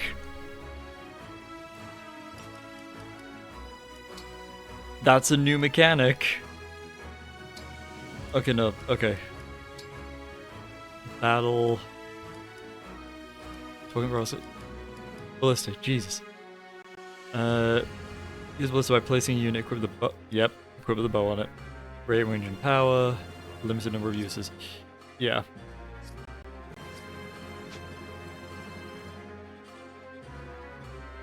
Yeah. Pretty much exactly how it works in previous entries. However, with flyers going all over the place, so it goes both ways. I keep thinking like the enemy's gonna be able to move way more than they actually are.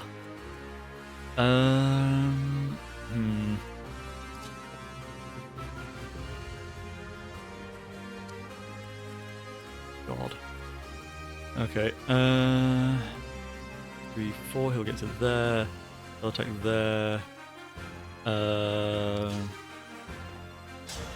I'll Alfred move over here. Yunaka can kill that first guy, and then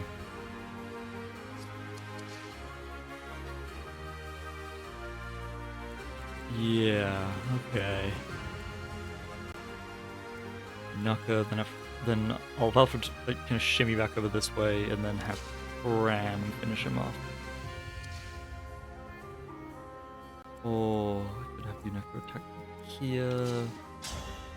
Nope, no, never mind. Yunaka can't kill him.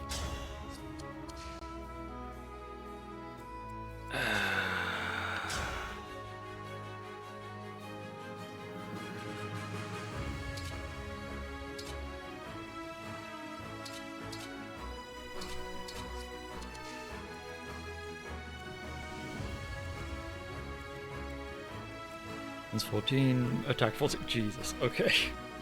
So yeah, the only ones who are a threat to Alfred on this map are axe dudes and mages. And mages aren't much of a threat.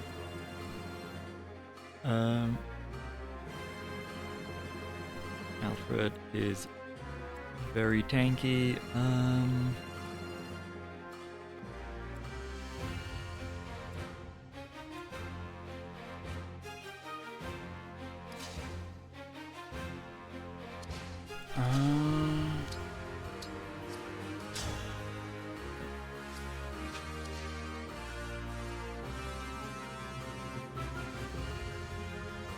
Okay, if well, can Frank kill this guy first? Yes, okay. Bucket. Bucket we ball.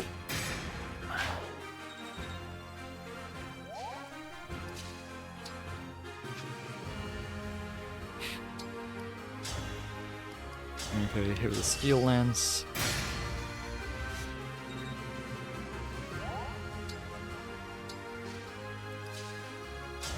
Naka run in, finish him off.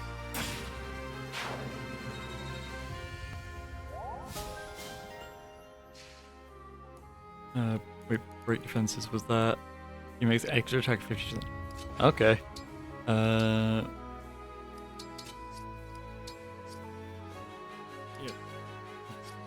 Nope.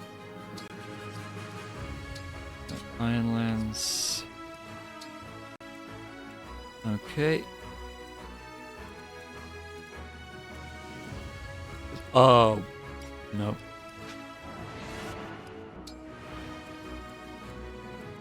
This is why I'm glad that the Time Crystal and Divine Pulse is in the game, because otherwise, like, okay, no, never mind, that wouldn't have killed him. Like, yeah, like if that mage was a little stronger, or like if anyone else had been in position to capitalize on it, Louis would have got fucking gibbed in that moment, and that would have been a full restart. It's like that's not fun. It's just not.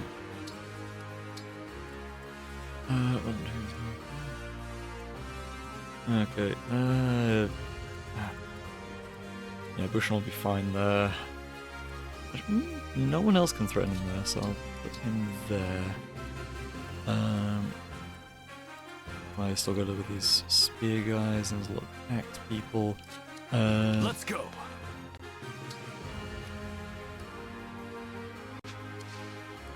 What's Roy's skills like? 30% more HP at the start of combat. Okay, so it's the Pokemon Endure skill, but in Fire Emblem. Okay.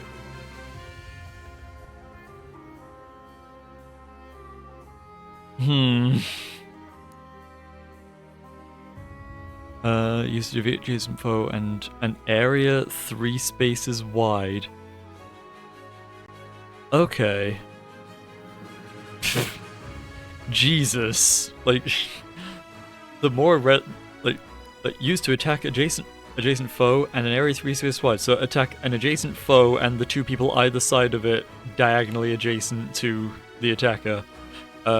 Target area and the two behind it are set on fire.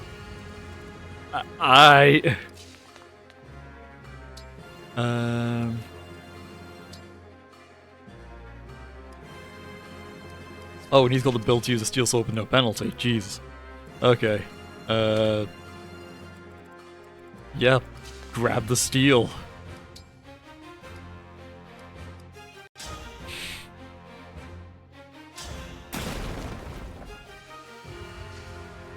God, Diamant's gonna devour them.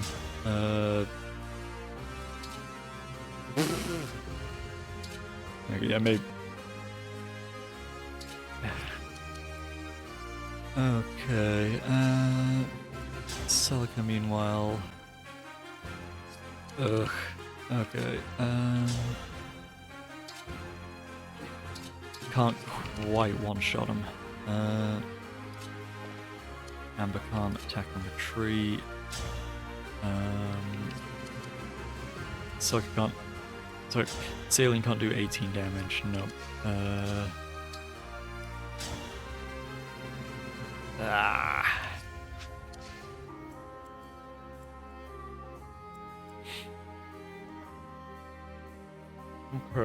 Okay.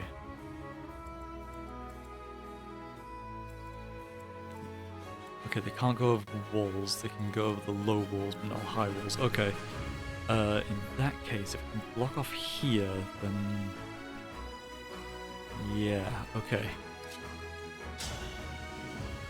Do not use the kill lance, I don't want you getting the kill.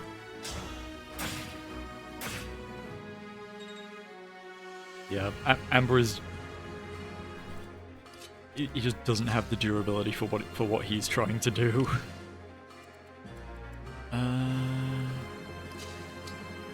Okay, have Celine finish him off.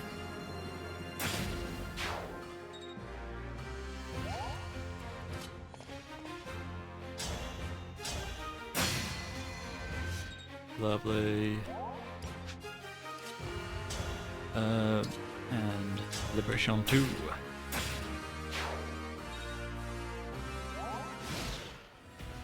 Okay. Christ.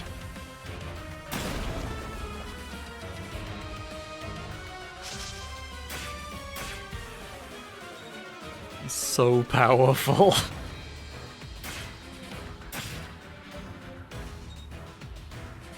Yeah, I had to run away too, buddy. Yeah. Okay. Can't quite finish him off though, and no one else can get into position to back him up.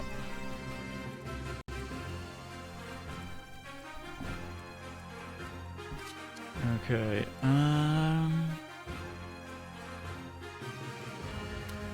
Naka can hit him over the wall. She'll double 15, 13. Yeah, she'll kill him. Okay, we have a plan.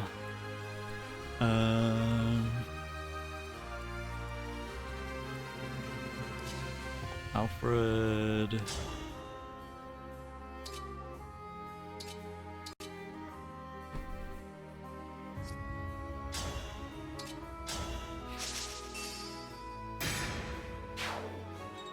Okay, I'm not sure if the game actually explains this in the guide section, but the way assist attacks work is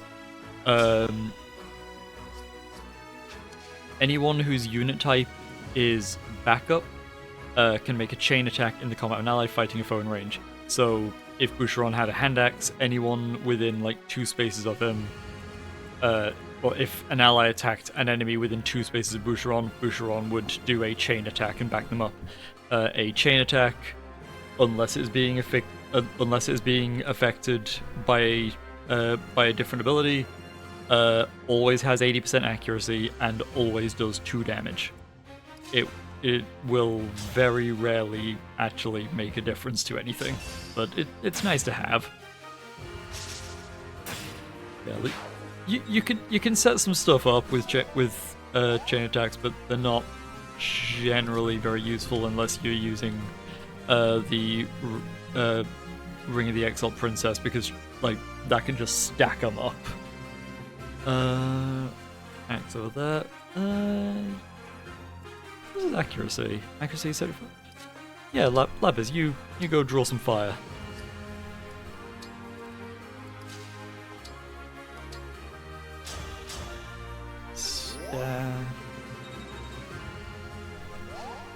Okay, very good, very good, very good. Yeah.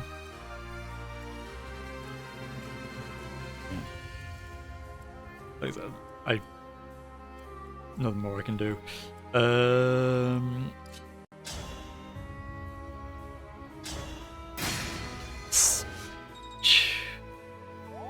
Disintegrated.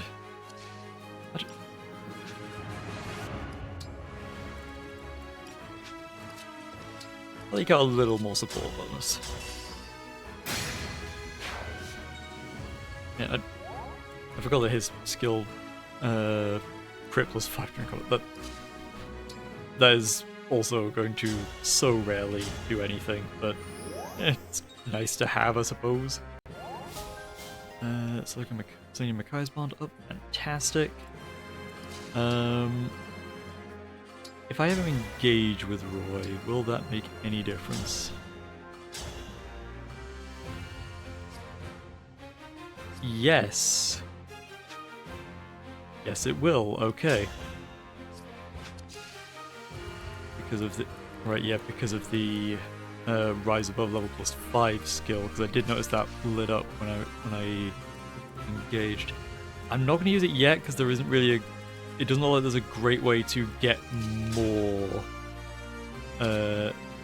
going down there. So yeah, just slam.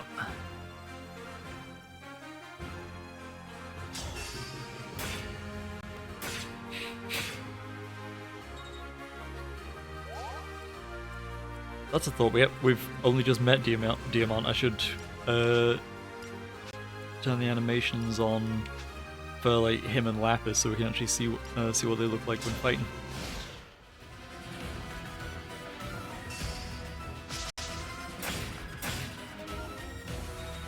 Smooth. Yep, like I said, always 80 accuracy. Oh? Is it just gonna be her retainers?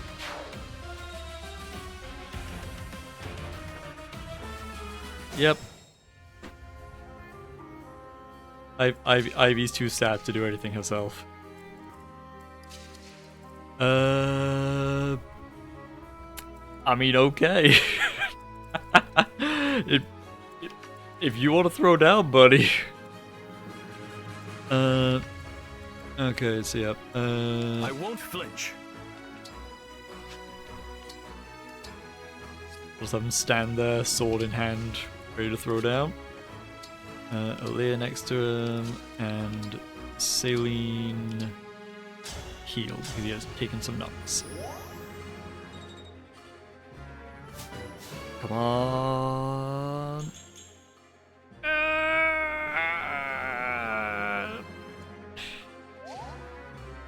God, girl.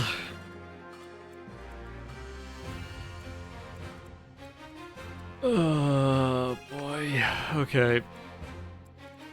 Like, again, I'm gonna keep using Saline just because I like her, but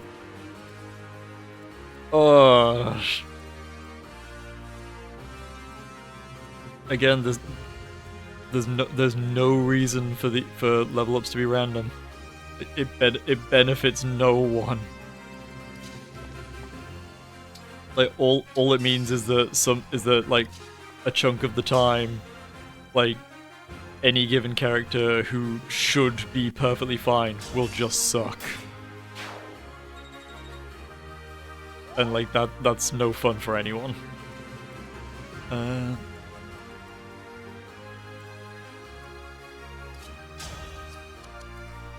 Because she's got the thing with Emblem Celica right now, turns 4. Yeah, she's flatten this guy.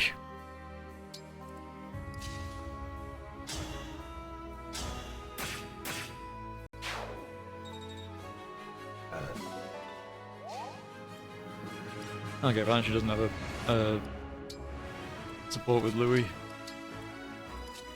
Again, this is not something I'm going to make a habit of. In future, I'm gonna make that little annotation thing I mentioned earlier. That just gives me a nice little list to refer back to on who can support with whom.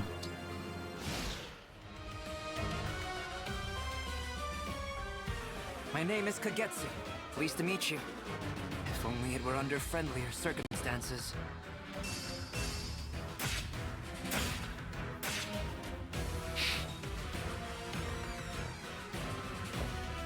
Yeah, Kagetsu, you're getting flattened, buddy.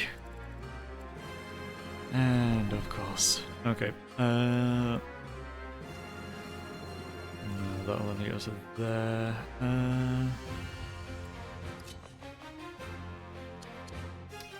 Okay.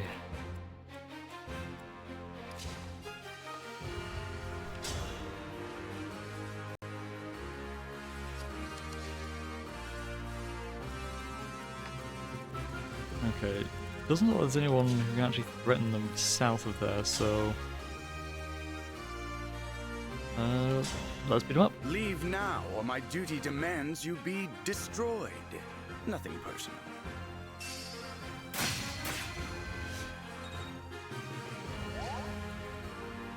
Buddy, I don't think you realize the mistake you have made.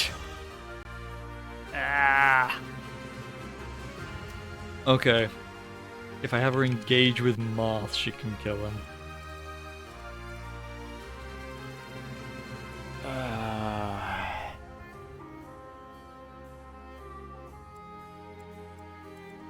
The heck with it. I have Louis attack. Did not register he had a javelin equipped, but whatever. And Boucheron.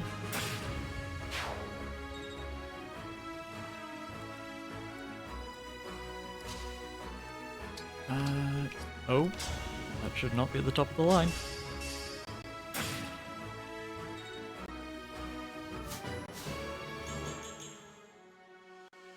Yunaka, please get strength.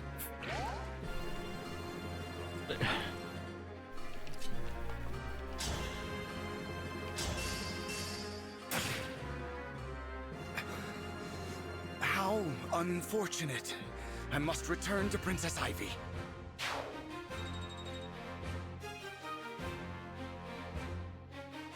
I don't get what the asterisks either side of, like, various words whenever he's saying them is supposed to signify, because, like...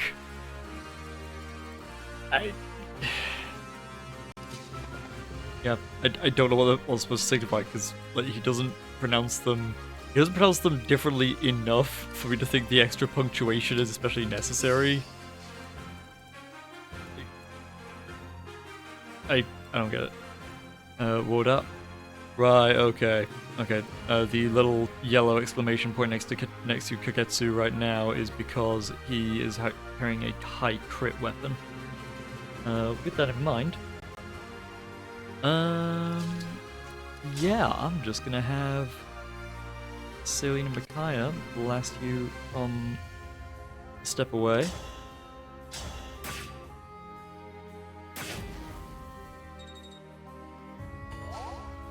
Really?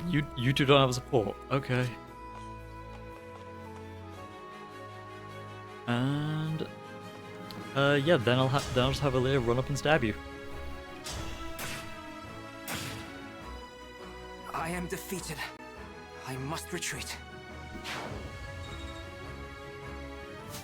Aaliyah!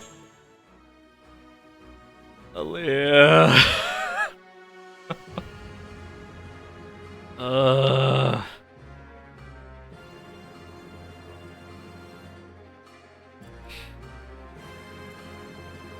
Like, she's just not getting strength. Like, her and Yunaka are both just not getting strength, and Celine's not getting magic.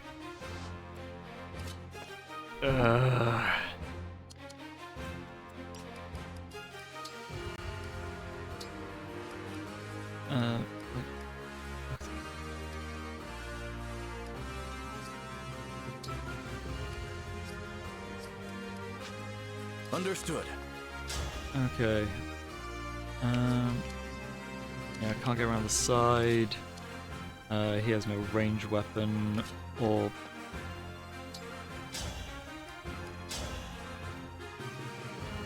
I'll kill him. Do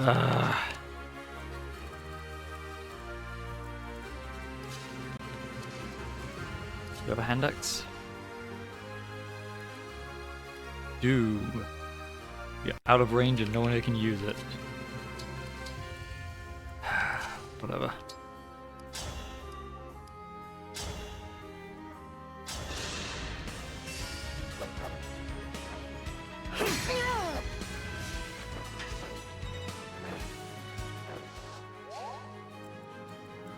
Okay, despite everything I said about his like basic design earlier, like everyone else's animations are pretty good.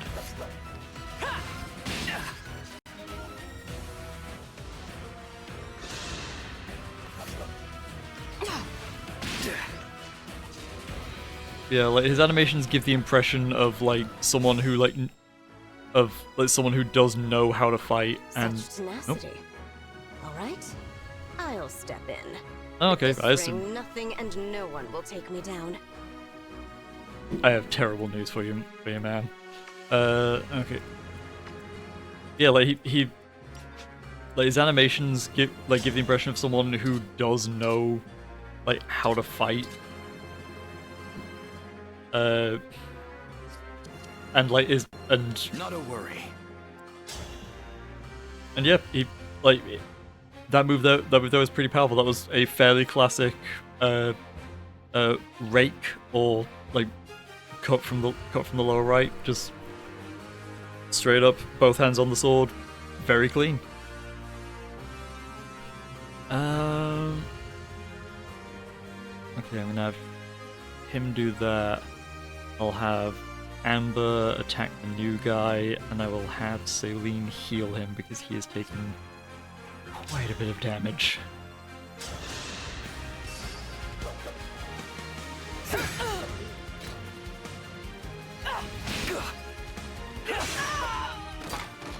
Remember this. Yeah, the animations are like again, like all the combat animations in the game are just very fluid, very snappy. Like they're just the right they're the right level of like overdone to where exaggerated to where like it's stylish, it's easily readable, but again they're very quick, very snappy. So like, just like a hero.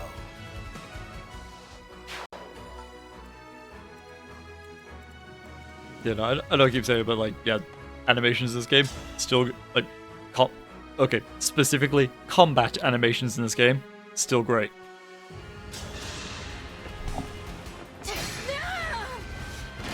This time, victory was mine.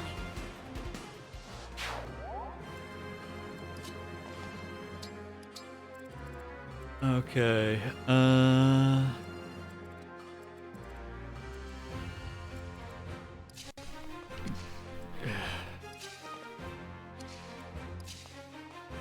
okay, yeah, Yunaka can knife him, and Alfred can stab. So we'll have Alfred open up. Yep. I will also have him use a javelin so that he can defend himself, so he can counterattack both the mages when they attack.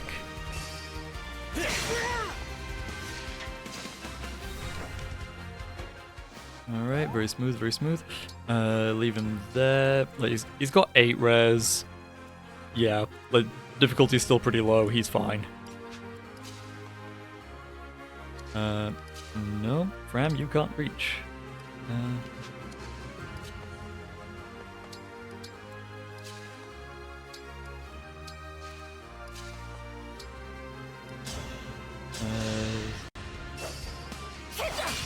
Distant stab. That was a cinch!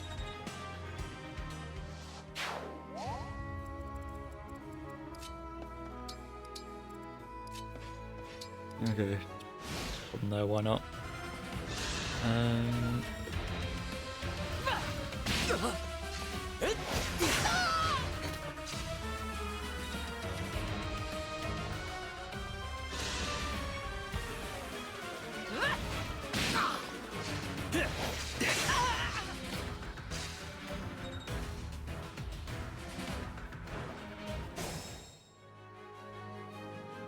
Alright, so she has an axe, a spear, and a tome. Whew.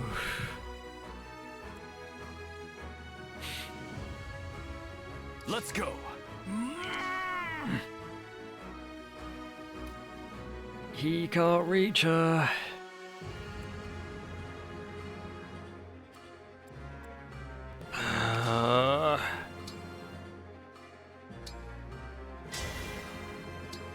Yep, he can't do anything.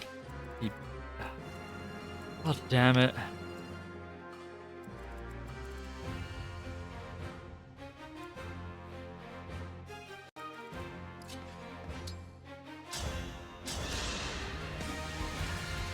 Okay.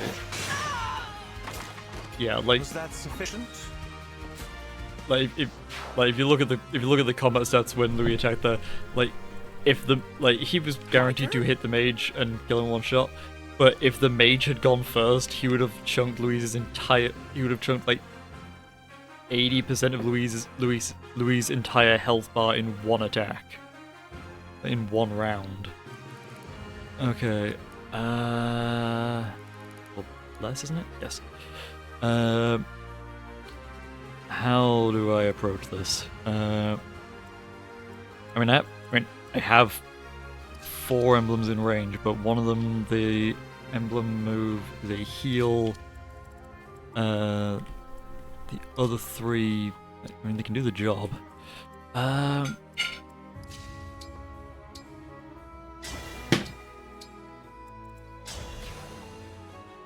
14, so I'll take off half a bar.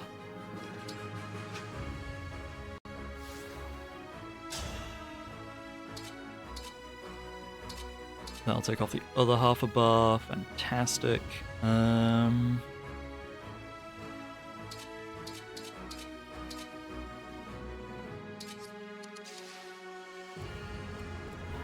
Yeah, okay, I'll have Alfred going first, then Then Fram. Oh god. That's nothing. That's also nothing. So it's up to 12. Another 12. I'm saying all this like saline isn't right hit. Shit. Yep.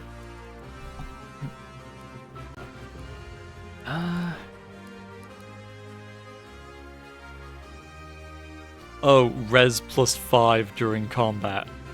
So she doesn't have 12 res, she has 17. And... Yep.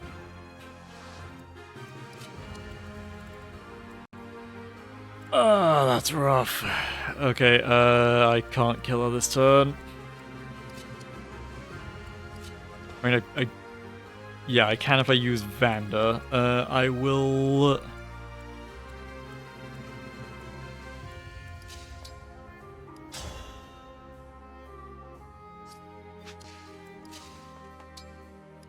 I will have Fram punch this guy. For the divine dragon. Come on. Yeah, more magic.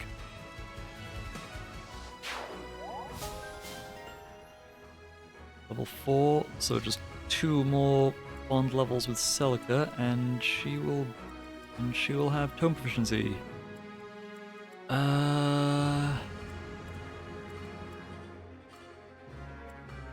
Okay.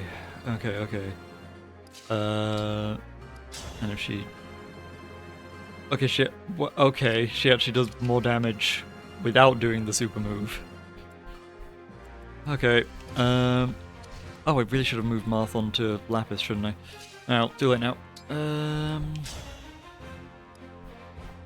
Actually, no, because I want Lapis to go into hero, so I want her to be using either Sigurd or like a hero that gives axe proficiency.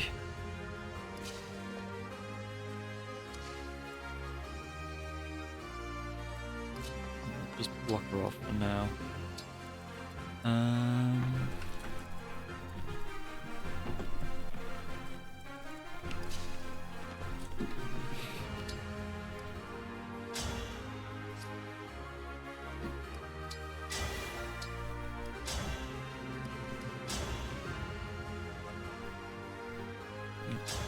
Going with a spear.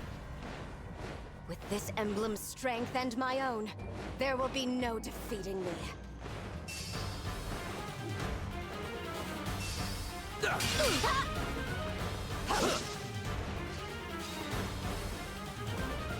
Arms shield plus. Got even more power. What's arms shield plus do exactly? Oh, that's also contributing to her being ridiculously durable then. Okay.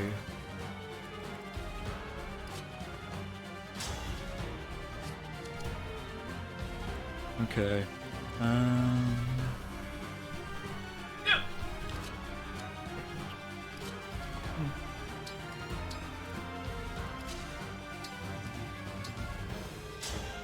Just have a heal Amber.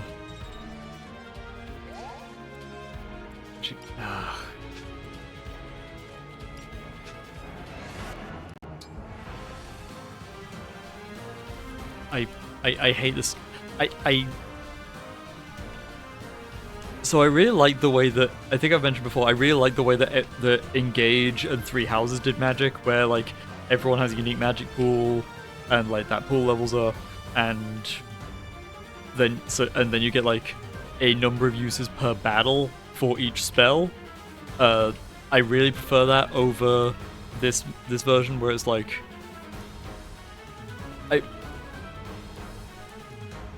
I don't mind like weapons not having durability. Fine with that. Like I think like all the games meant that like weapon durability made it easier to balance certain weapons, like trying to balance a steel sword versus an iron sword used to be a lot easier back when like the iron sword had like 10 more uses, so like now the steel sword has to be like 800 kilos to make it balanced. But at the same time, like I appreciate not having to like track everything all the time and be super efficient with everything, or just constantly be using like middling weapons. You know, weapons that were just the right balance of. God, I keep forgetting that Saline can't do a thing to her.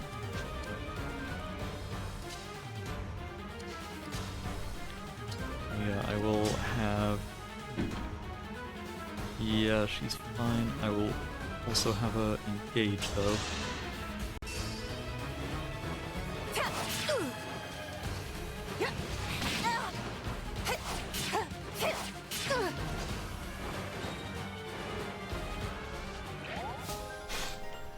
Nice. There's more evasion on Yunaka. Nice.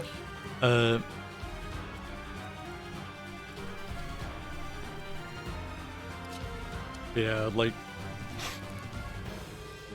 I like not having to worry about how many uses of healing I have left though. Like I would like to just be able to heal freely, or at least not have to worry. What a pleasure it is to see you up close, Divine One. That ring should be in Lethos castle. Return it. If I say no, will you come nearer?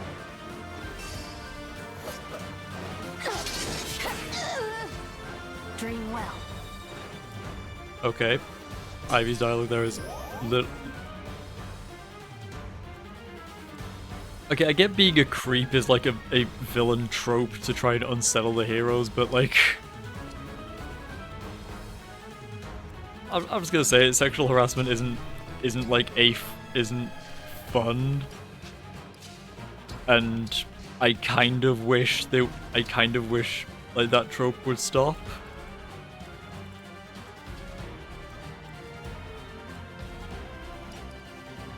At the same time, like we are all trying to kill each other, so like, I mean, whatever, I guess. But yeah.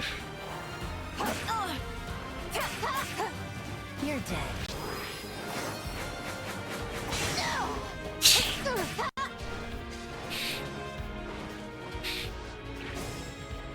So that was cool. I kind of wish we'd gotten to see it like without the emblem thing going on.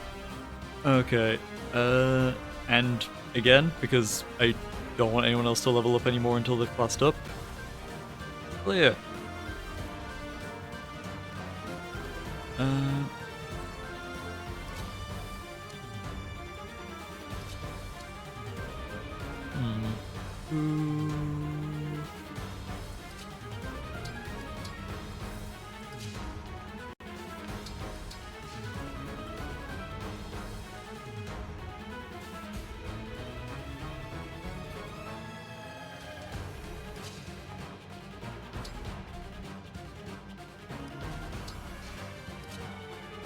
All right. I won't fall here.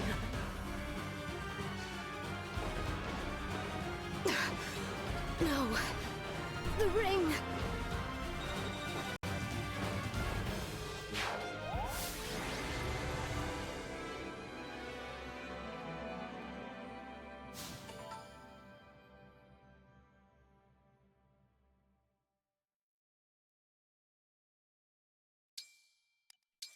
Okay. They're just gonna do the conversations. We recovered the ring, but the emblem is tainted with Fell Dragon energy. Yeah, gonna quit. No, sorry, brain short circuit for a second there. Yep, gonna do the conversations, get up to the point where we go back to the Somniel, and then we're gonna call it for the night. I'll have to summon him again myself. Free us! Emblem of genealogy!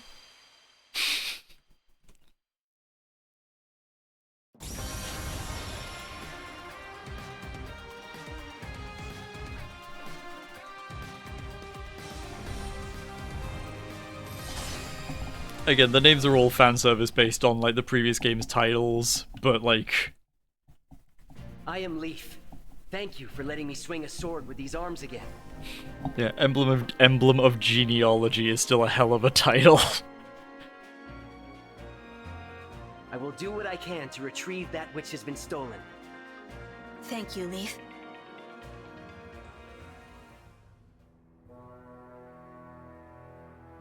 How could I have failed? It's over, Princess Ivy. Surrender. I will not. There is more for me to do. No!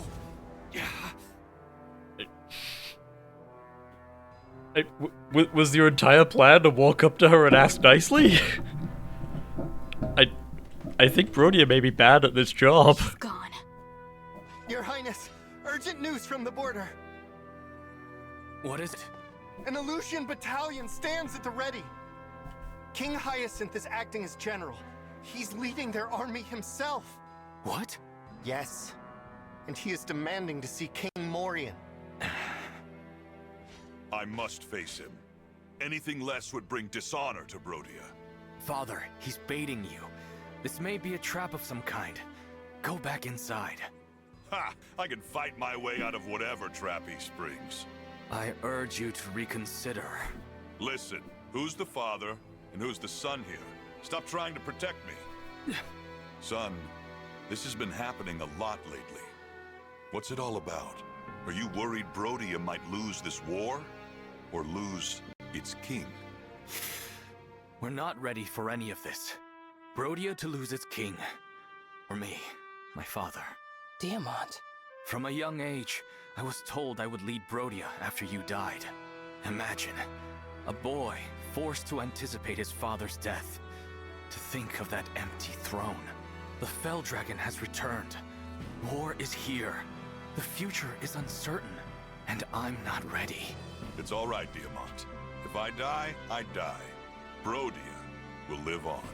But, Father... What? You don't believe me? After I'm gone, I know you will lead with a steady hand. Though, I'm offended you expect that day to come so soon. I mean, if it wasn't, you wouldn't be talking about it this much. You think I'm gonna lose, huh? You think I'm weak? That I need your protection? Oh, the hubris of youth. That's not what I meant. King Hyacinth awaits me on the field of war, his army at the ready.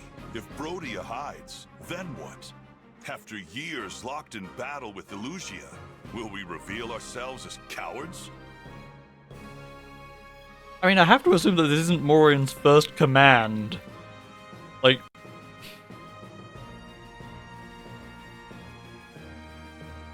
it was very, it's very common for kings in general to lead their armies, at least on some level.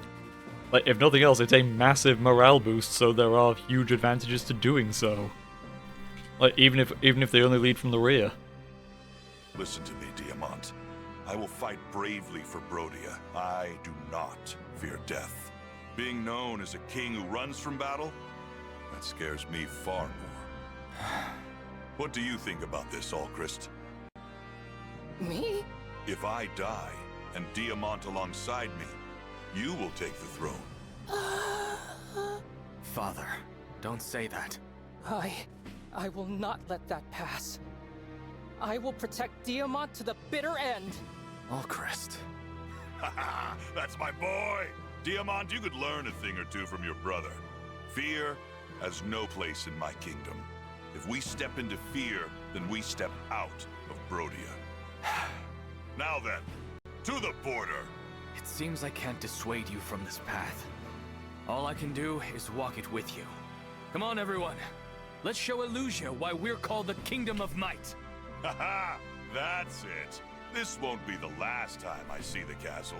And when I'm back, a tournament with our strongest warriors. That means you, Divine One. Me? Yes, I want to see you transform into a mighty dragon. Whoosh! Roar! Oh, okay. What's the matter? Nothing. You're right. I could turn into a dragon. I'm looking forward to that. I'd like to spar with you too, Divine One, after Father gets his chance. But that's for later. Now, we should prepare for our journey to the border. Indeed. This talk of turning into a dragon. Mother could. Can I? I have no idea if I can. Or how.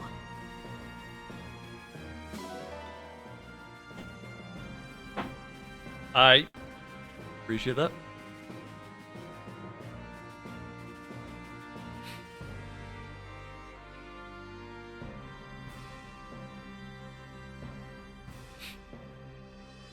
So I feel like if like you're raised for this, like,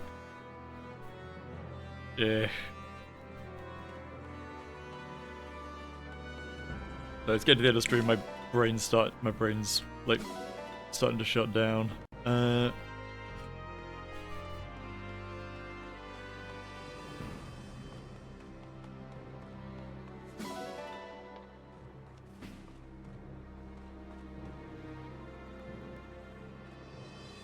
Yeah. I want to say his name was Morden. Of course. Morian. Okay. Yeah, like Morian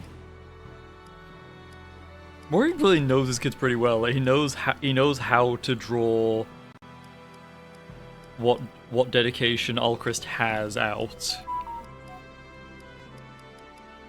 At the same time, like, Morian does not seem the type to do a lot of thinking. Like, aside from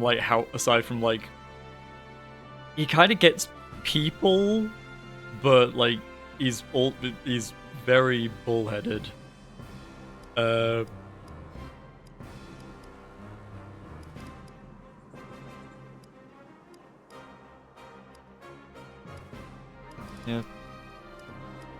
It's weird that it's weird that Diamond, like, he's very nothing. Like, he's I mean, he's here. He tall. He definitely tall. A battle with Elusia. I can't let anything happen to my father and brother. I have to stay focused.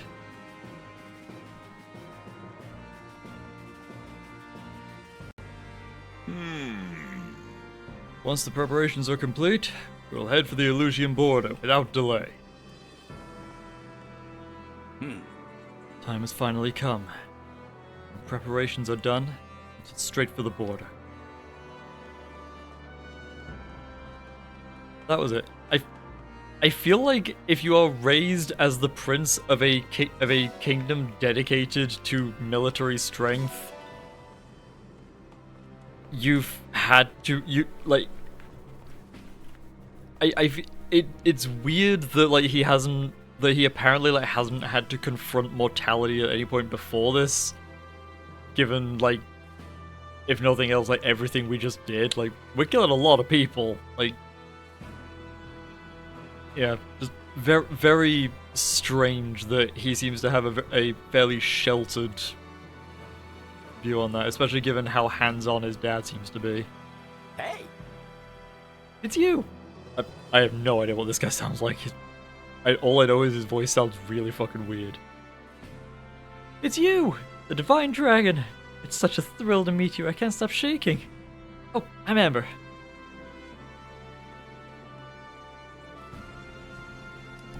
Yes. But now though, we will go to the Somnial, and we will pick this up next time. We'll return soon. I leave Brodia Castle in the Royal Guard's capable hands.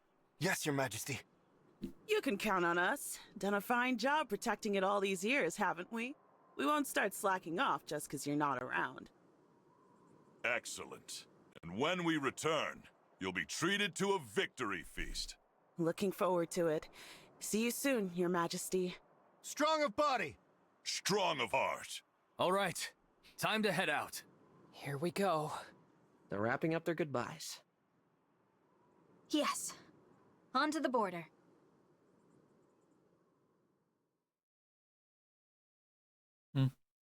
I feel there was like a lot of lines there with that. Like, I feel like about half the lines there could have been cut, and you wouldn't have lost anything. But like, at the same time, that new character seems neat. I wonder if her having a name and a face means she might show up later.